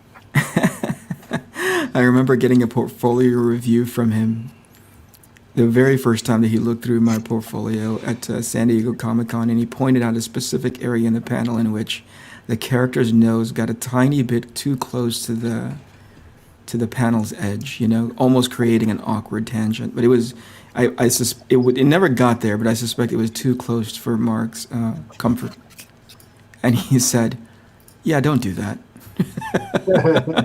Very straightforward. "Yeah, don't do that." And I was like, "Yep." Well, but if you put it like that, Say again? If he said it like that, He did it. He said it just like that. that's a compliment because it means you know better. I had Good point. Steranko. I did a tangent, and first time I ever met him, he's behind his table at a show, and I had just started on Superman Kryptonite with Darwin, and I showed him something, and he immediately spotted a tangent and said, "Tim, you're better than that." He's entirely right. I mean, it was right there, and I did not see it. It's rare But that for I'll Mark pick. to say that just means you can really draw, and that's not just watch out for things like You're right. not like Yeah. well, show me your work in 10 years. Right. There's a question. What's the origin of the big teeth? The Grinch. Ah, Oh, the Chuck Jones. I see it now. yeah. That's awesome. I actually have. See if I can pick up the computer here. This was a gift from Jeff.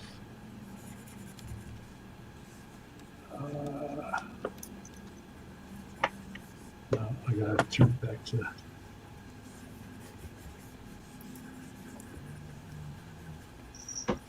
Are we making the Joker available for sale, or is that for something? Yes, it'll be for sale. I just had a bunch of things I'd started, and mostly Batman headshots that I thought it would take to conventions. I did them when I thought conventions were going to be happening this year. All right, let's see. Can you see that? We're Yeah. getting a Oh tour. yeah, Over yeah, here? Video, yeah. yeah. That's a Chuck Jones storyboard. That's awesome. Wow, that's gorgeous. He puzzled and puzzled till his puzzler was sore. That was a gift from Jeff. We saw That's it at San Diego Con 20 years ago or something. Wow. And, lo and behold, it appeared in my doorstep. What a gem. It's a beautiful thing. Speaking of But yeah, original that art was that's hanging the, on your wall, Tim, I the always- last time that I visited your house, this was when you were still in your in LA, I think Pasadena, right? Yeah. And I remember taking a tour of that really classic home. I remember the glass had been, the windows were the original because it had sort of Wavy. that uneven kind of waverly Yeah. effect. Anyway, like everything in that place was original and gorgeous. But I remember walking through the threshold of what I remember was your kitchen, and I look off near the light switch, and it was a little tiny frame thing like this, Yep. and it was a Robert McGuinness sketch Oh wow. that was sitting Well, that- on your wall, right? Yeah, that's right. And I here. thought to myself, like the entire experience was great, but that was just such a great capper to that visit. I was like, wow, look at this freaking Robert McGuinness. I just couldn't take my eyes off of that drawing. Well, it's the classic, Girl from Behind. Oh, it's beautiful. Sitting on Beautiful, the beautiful pool, drawing. yeah. And it was That was it pretty felt good. like it was just the quickest study, wasn't it? Yeah, it's on ship paper. It's about 4 inches by 8 inches, so it's taller than Yeah. normal. But She's absolutely got a bikini recognizably. bottom on, and I mean, Yeah. he must have drawn a woman from behind a million times. Yeah. But this was Yeah. a study for some cover, and I couldn't believe it was just sitting there. And I think because of Mitch would do the weirdest things. He would make some things really expensive and some things really cheap Mm-hmm. for reasons I could never fathom. Mm-hmm. And this was cheap. So Yeah. Well, it's gorgeous. It's definitely well, trademark that's his. right above the Grinch here on this wall. Oh, right on. Yeah. There you go. I have two Mitch hooks that were in the living room where we sat and talked. Do you know Mitchell Hooks? Mitch Hooks? I don't. Um, Well, he became a sort of plastic romance cover artist, but throughout all the 50s and some of the 60s, he was very, very graphic. He did let's see, this is one of my favorite pieces of him. What's that? Yeah. Oh wow. Okay. Oh, wow. Oh, that's great. Yeah. Yeah. At a quick glance, so gorgeous. Yeah. That's just off the web. That's not mine. But I have a couple of really nice things. Again, from Mitch that didn't know what he had, which was great for a buyer. It wasn't great for me for an artist rep.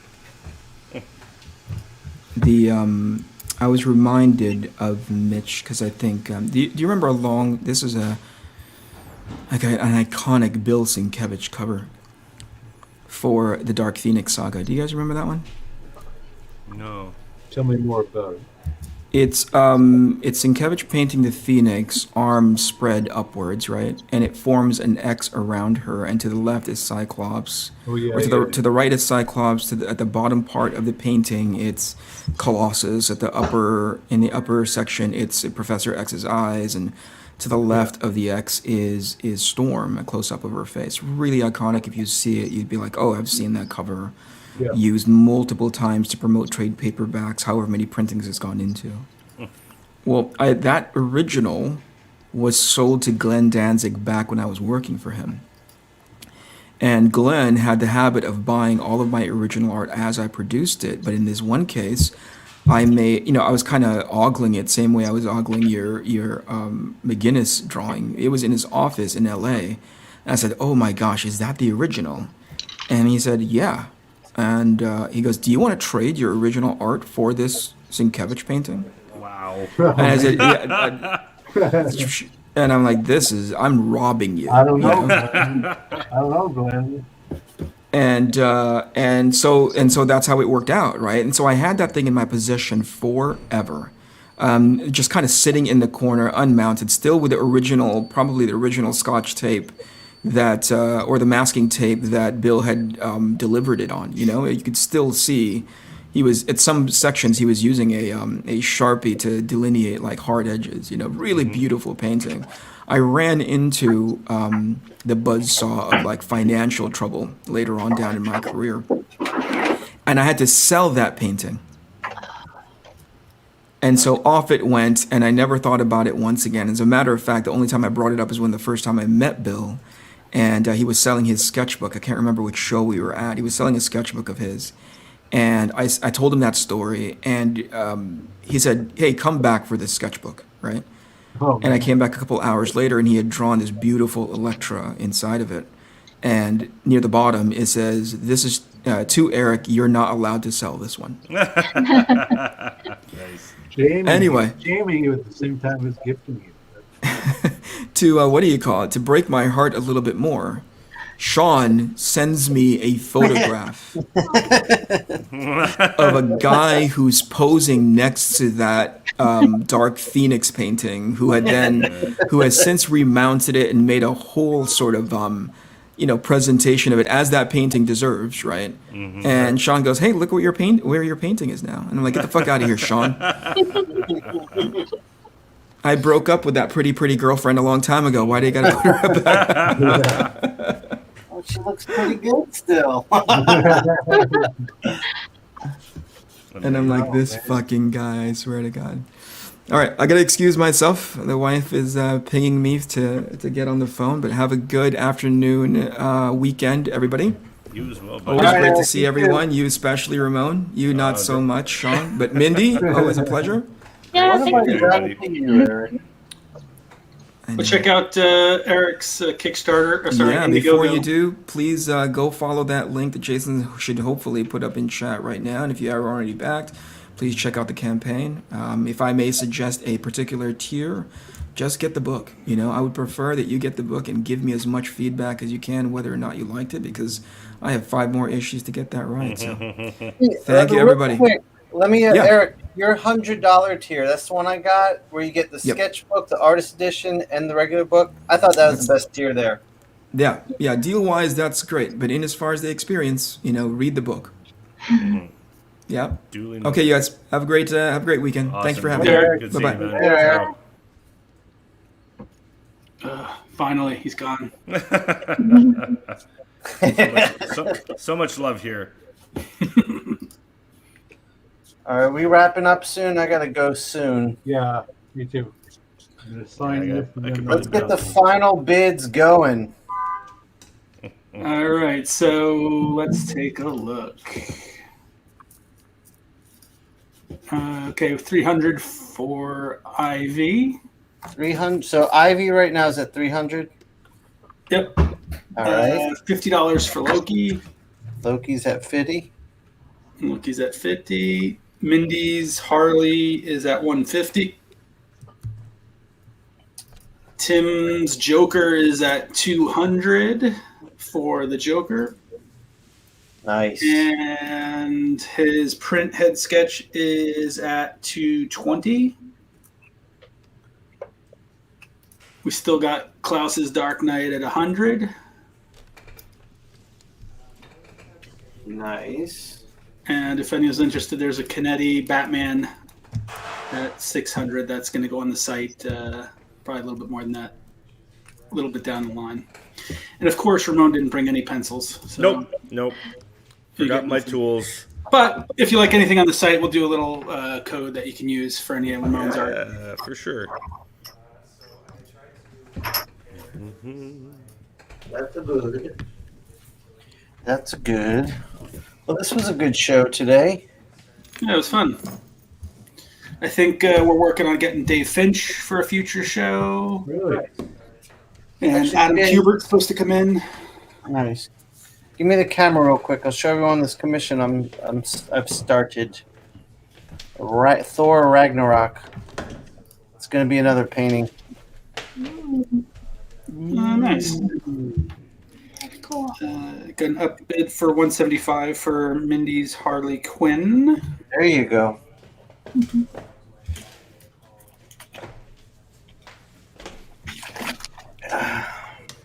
That looks beautiful, man. Oh, thank you.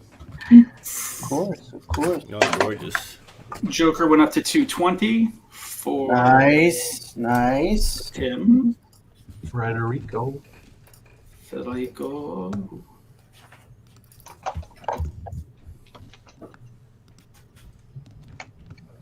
Oh, Chris went to 75 for Loki. Oh, all right. Way to go, Chris. Coming in at the last minute. Am I going to be walking away with Ivy? I'm surprised. No one's going to.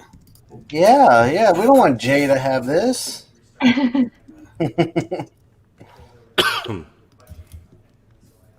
Anyone want to go up to, what are we at, 325? Yeah, that should at least be a $500 one. That's what I was thinking too. Mags went up to 250 for Joker.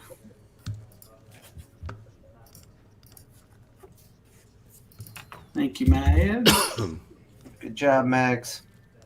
Thank you, Mags. I like that that Harley, Mindy. Oh, thank you. That was beautiful. Yeah, Mindy's amazing. Totally Being amazing. left-handed that doesn't. Let's see what Mr. Ramon is doing. Well, I just finished this Blue Lines. I'll be inking it traditionally for a tip-in plate for a book. For like a sci-fi series. Hence the unbranded characters.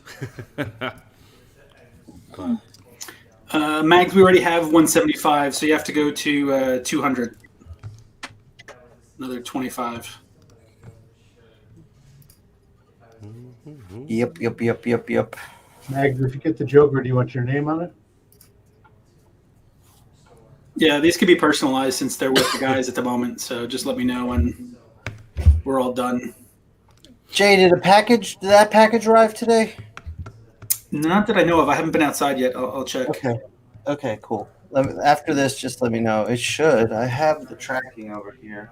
I can check it out.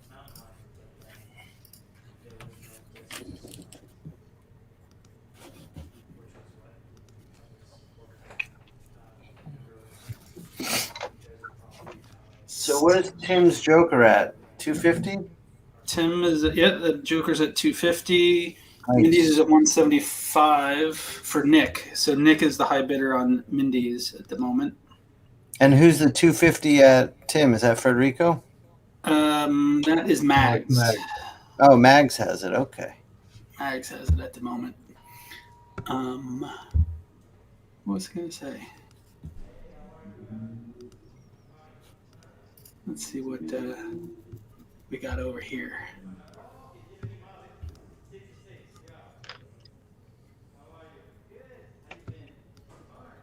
You got people roaming around you, Ramon? Say again? Do I have people roaming around me? Is that where we're hearing some background noise? Oh, well, like with the new studio we opened, we're on street level now. We opened a cafe and a comic book art gallery in the front. Huh. Nice. Cool. Nice. Yeah, so you're probably just hearing the echo of customers grabbing a coffee in the front shop, basically. How's that been going? Oh, it's been great, actually. We opened during COVID, so it was a little bit weird, and so we had to put a pause on our events because we couldn't actually have any. But looking forward to actually, talking to you further. We want to have some international shows where we fly up guests and have them here, put up art gallery shows for 2 months. Kind of just speaking the word of comics, which there's not a lot of art centric or comic centric art galleries around North America. So we're just adding one more to the pile. Would you be bringing people in or just local people? Well, that is our plan, but because of the pandemic, everything got paused. Right, sure. But our plan is to fly in international guests for the opening day event, weekend, and then have the art up for about a 6 to 8 week period, and just introduce the general populace to all the stuff that exists that they don't know about. I'd love to do that when the time comes. Oh, we'd love to have you up here, man. Yeah. If my phone was of a newer generation, I'd take you guys on a tour. But I feel if I entered on my phone here, everything would freeze up on on my phone. Whose work is being displayed at the moment? Oh, well, right now we just did Dax Gordian, who's doing a series with Scotty Young on the new Marvel Super Scrolly thing they just released. I can't remember what it's called. The Super Scroll. like the whole webtoons model that DC and Marvel are kind of jumping on right now for digital comics. So he's doing Dax Gordian is doing a comic with Scotty Young on that platform, but the show we have of his artwork is for we just collected a kind of Calvin and Hobbes-esque comic strip he does called Forest Folk, and we just brought it to print, the first collection. Let's see if I can reach behind me here to my table.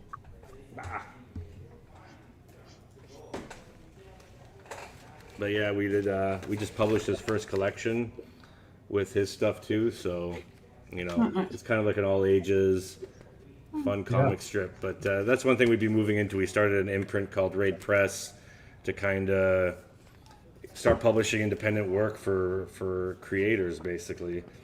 That maybe doesn't fit the bill of other companies that are currently available. So, and we've been having great success with it. So we're totally excited to do yearly editions of his ongoing comic strip and do other editions like that. The one I showed you earlier, the Mr. Monster, and the other future projects as well. So COVID has been a very interesting time to pivot and try new things, basically. So it's been going successfully so far. So knock on wood, as I like to say. Yeah, that's been a weird. Yeah. Almost 2 years now, right? Oh God, yeah. No, it'll be interesting to see where it goes. Well, hopefully we'll get back to some semblance of a normal reality. Yeah, agreed. Yeah, but we were saying that for so long, and Yeah, I don't know how we get back to it. I feel like the next year will be the slow transition, and as things are still up and down, people's comfort levels and all that stuff, politics, everything kind of involved with just reopening. And then, but I think this thing's going to be here to stay for a while. It's like the new flu, basically. You'll get your updated. You'll get your updated shot every year, every 6 months. Yeah, no, I think that's true. Yeah. Yeah. But the flu has been around for a while, and everybody lived their lives. Yeah. Yeah. Um, This is actually a new, deadlier version of it that we tame over the next, 30 years or whatever it is. Well, yeah, but there's stuff like measles and smallpox. I got my vaccinations in school. Oh yeah, same. When I was a kid, we had a little yellow card up here in Canada. You had all your vaccines on it that you carried around to show people. So It's no different, the difference is in the populace. Yes. It isn't any different, factually. Mhm. As long as people refuse. Well, yeah, that's a different scenario.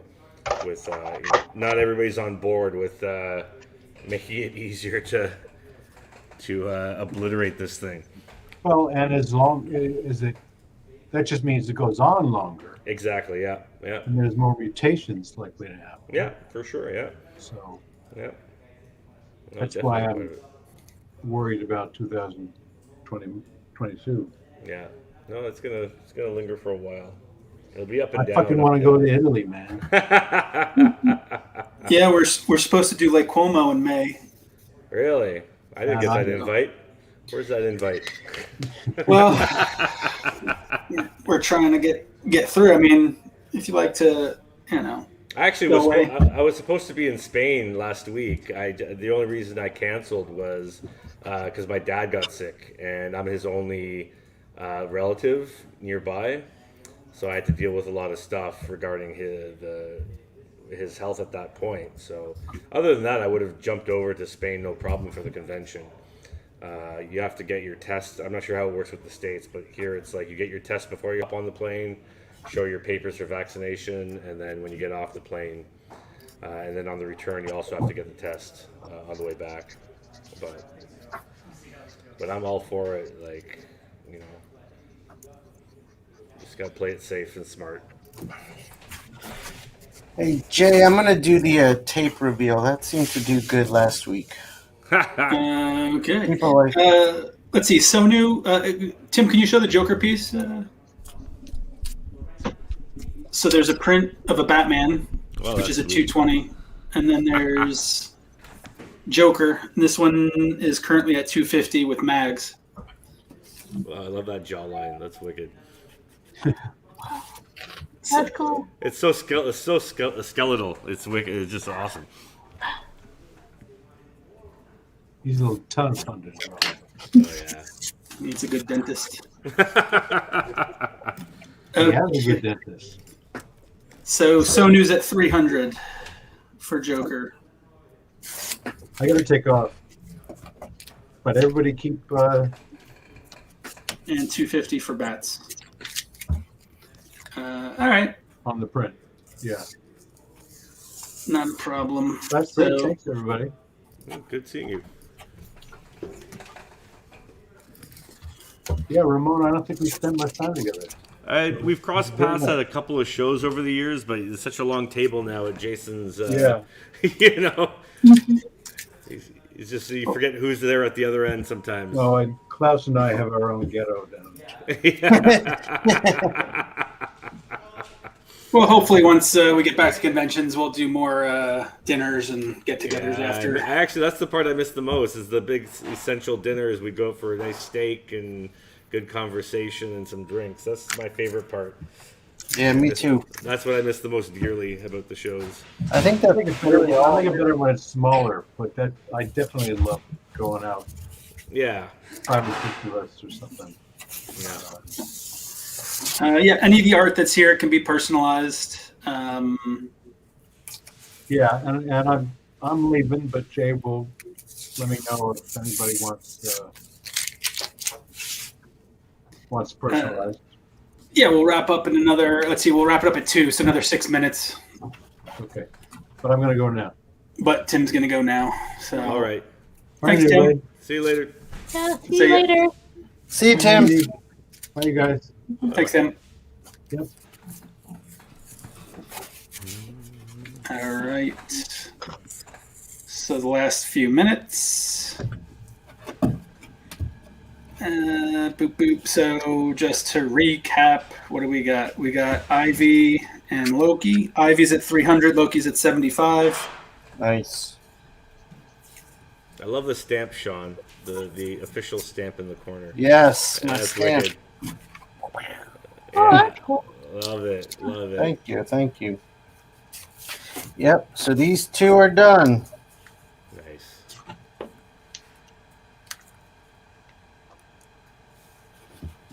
Let's There you go. pop that open.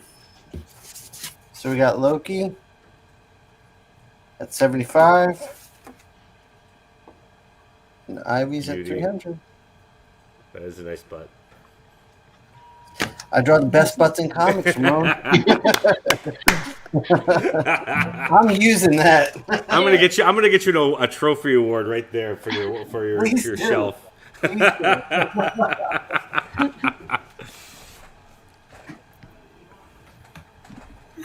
Okay, let's see what Mindy's doing. Mindy's at 225 for Nick.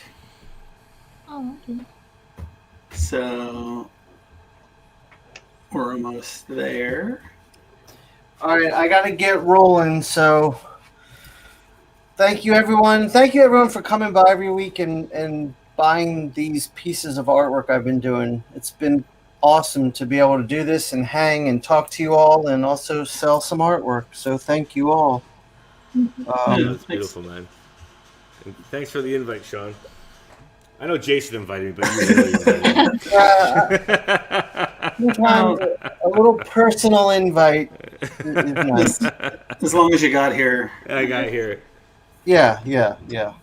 And yeah, Ramon, do I owe you an email for something, I feel like. Do you? I don't know. Maybe I not. don't know. Maybe not. I Did don't I know. give you an episode of Ink Pulp Instruction? I gave you one, right? Yeah, you gave me the first Okay. one. Yeah. Okay. Yeah. All right.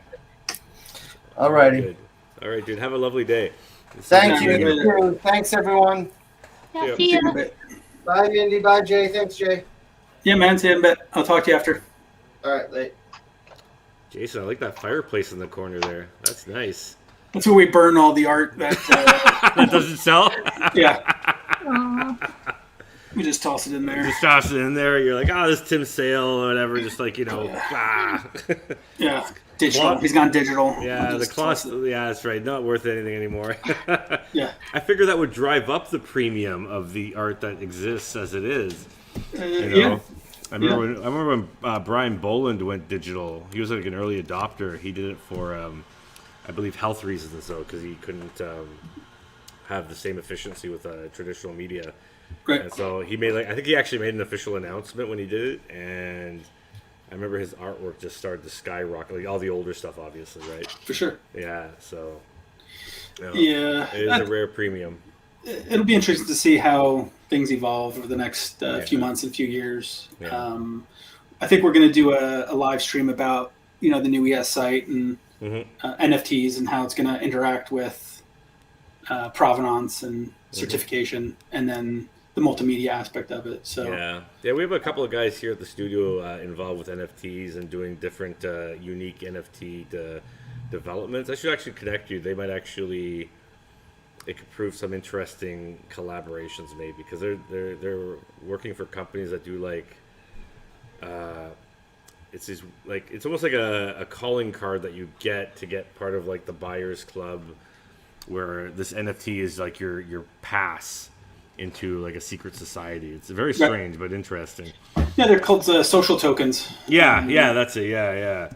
And that's going to be another fun part where we can also offer that. So like when we go back to conventions and you guys hold these social tokens, you can if we have VIP panels, it'll give you access to that, or front of the line access, or free prints, or free signatures, or all kinds of bells and whistles that only those token holders can have access to.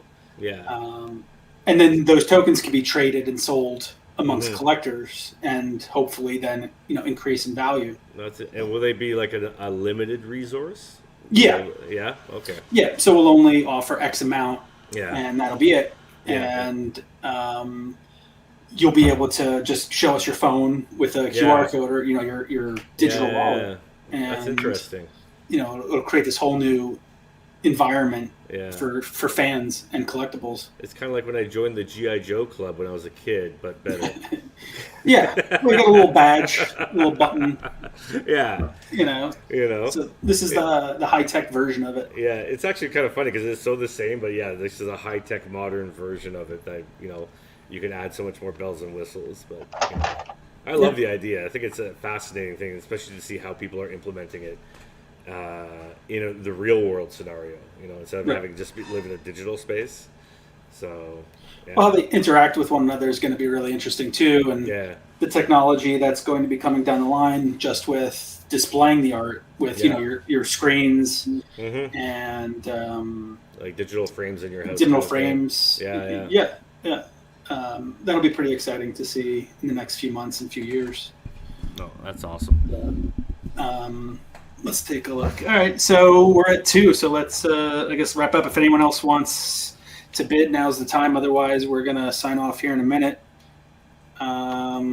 Nick, Mags, Sonu, I think, I forget who had the Loki, but I guess we'll give it a going once and a going a twice, a going a 3 times. No other bidders? All right, man. So those of you who were the high bidders, just email me at Jason at, Tim's Joker at 350.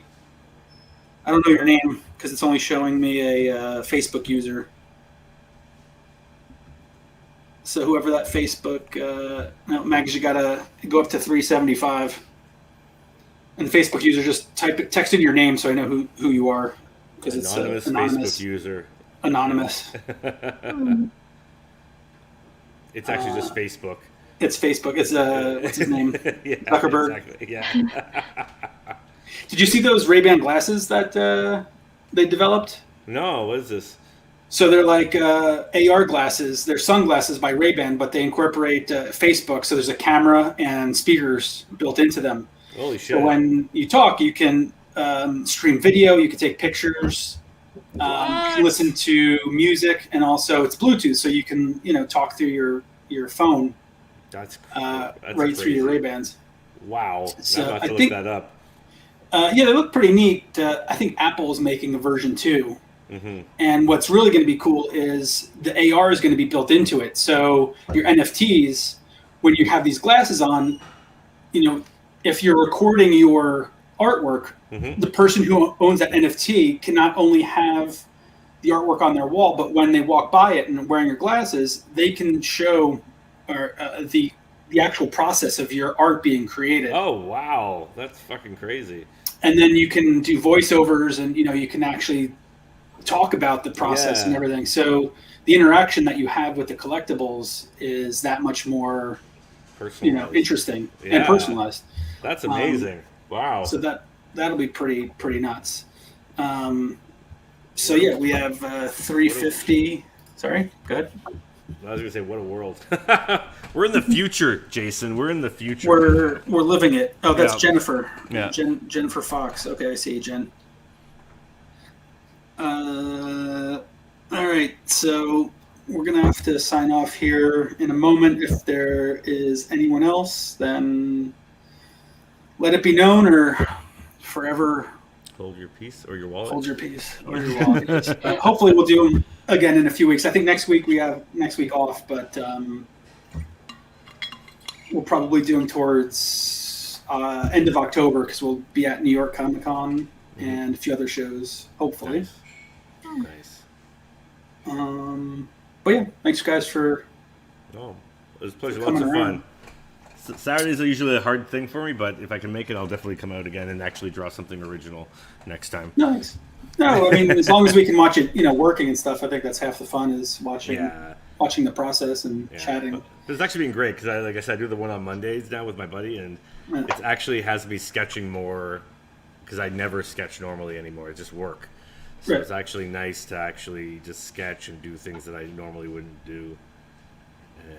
And just play. So yeah, it'll be nice to actually do something original on paper next time. That's what I'm saying. Yeah. All right, so we're ending with Jennifer at 350. Mindy Lee's at 225. Let's see, there's a comment there. Fred says, great show. Thanks, everybody. So, just email me today, and we'll get the order set up and give us a week or two to get the art in and back out to you. But other than that, thanks, everyone, for coming to hang. And enjoy this little outro and subscribe to the channel. Appreciate it. Well, thanks, who else is there? Thanks, everybody. Thanks, everyone. Dude, thanks for showing up. There's no tomorrow.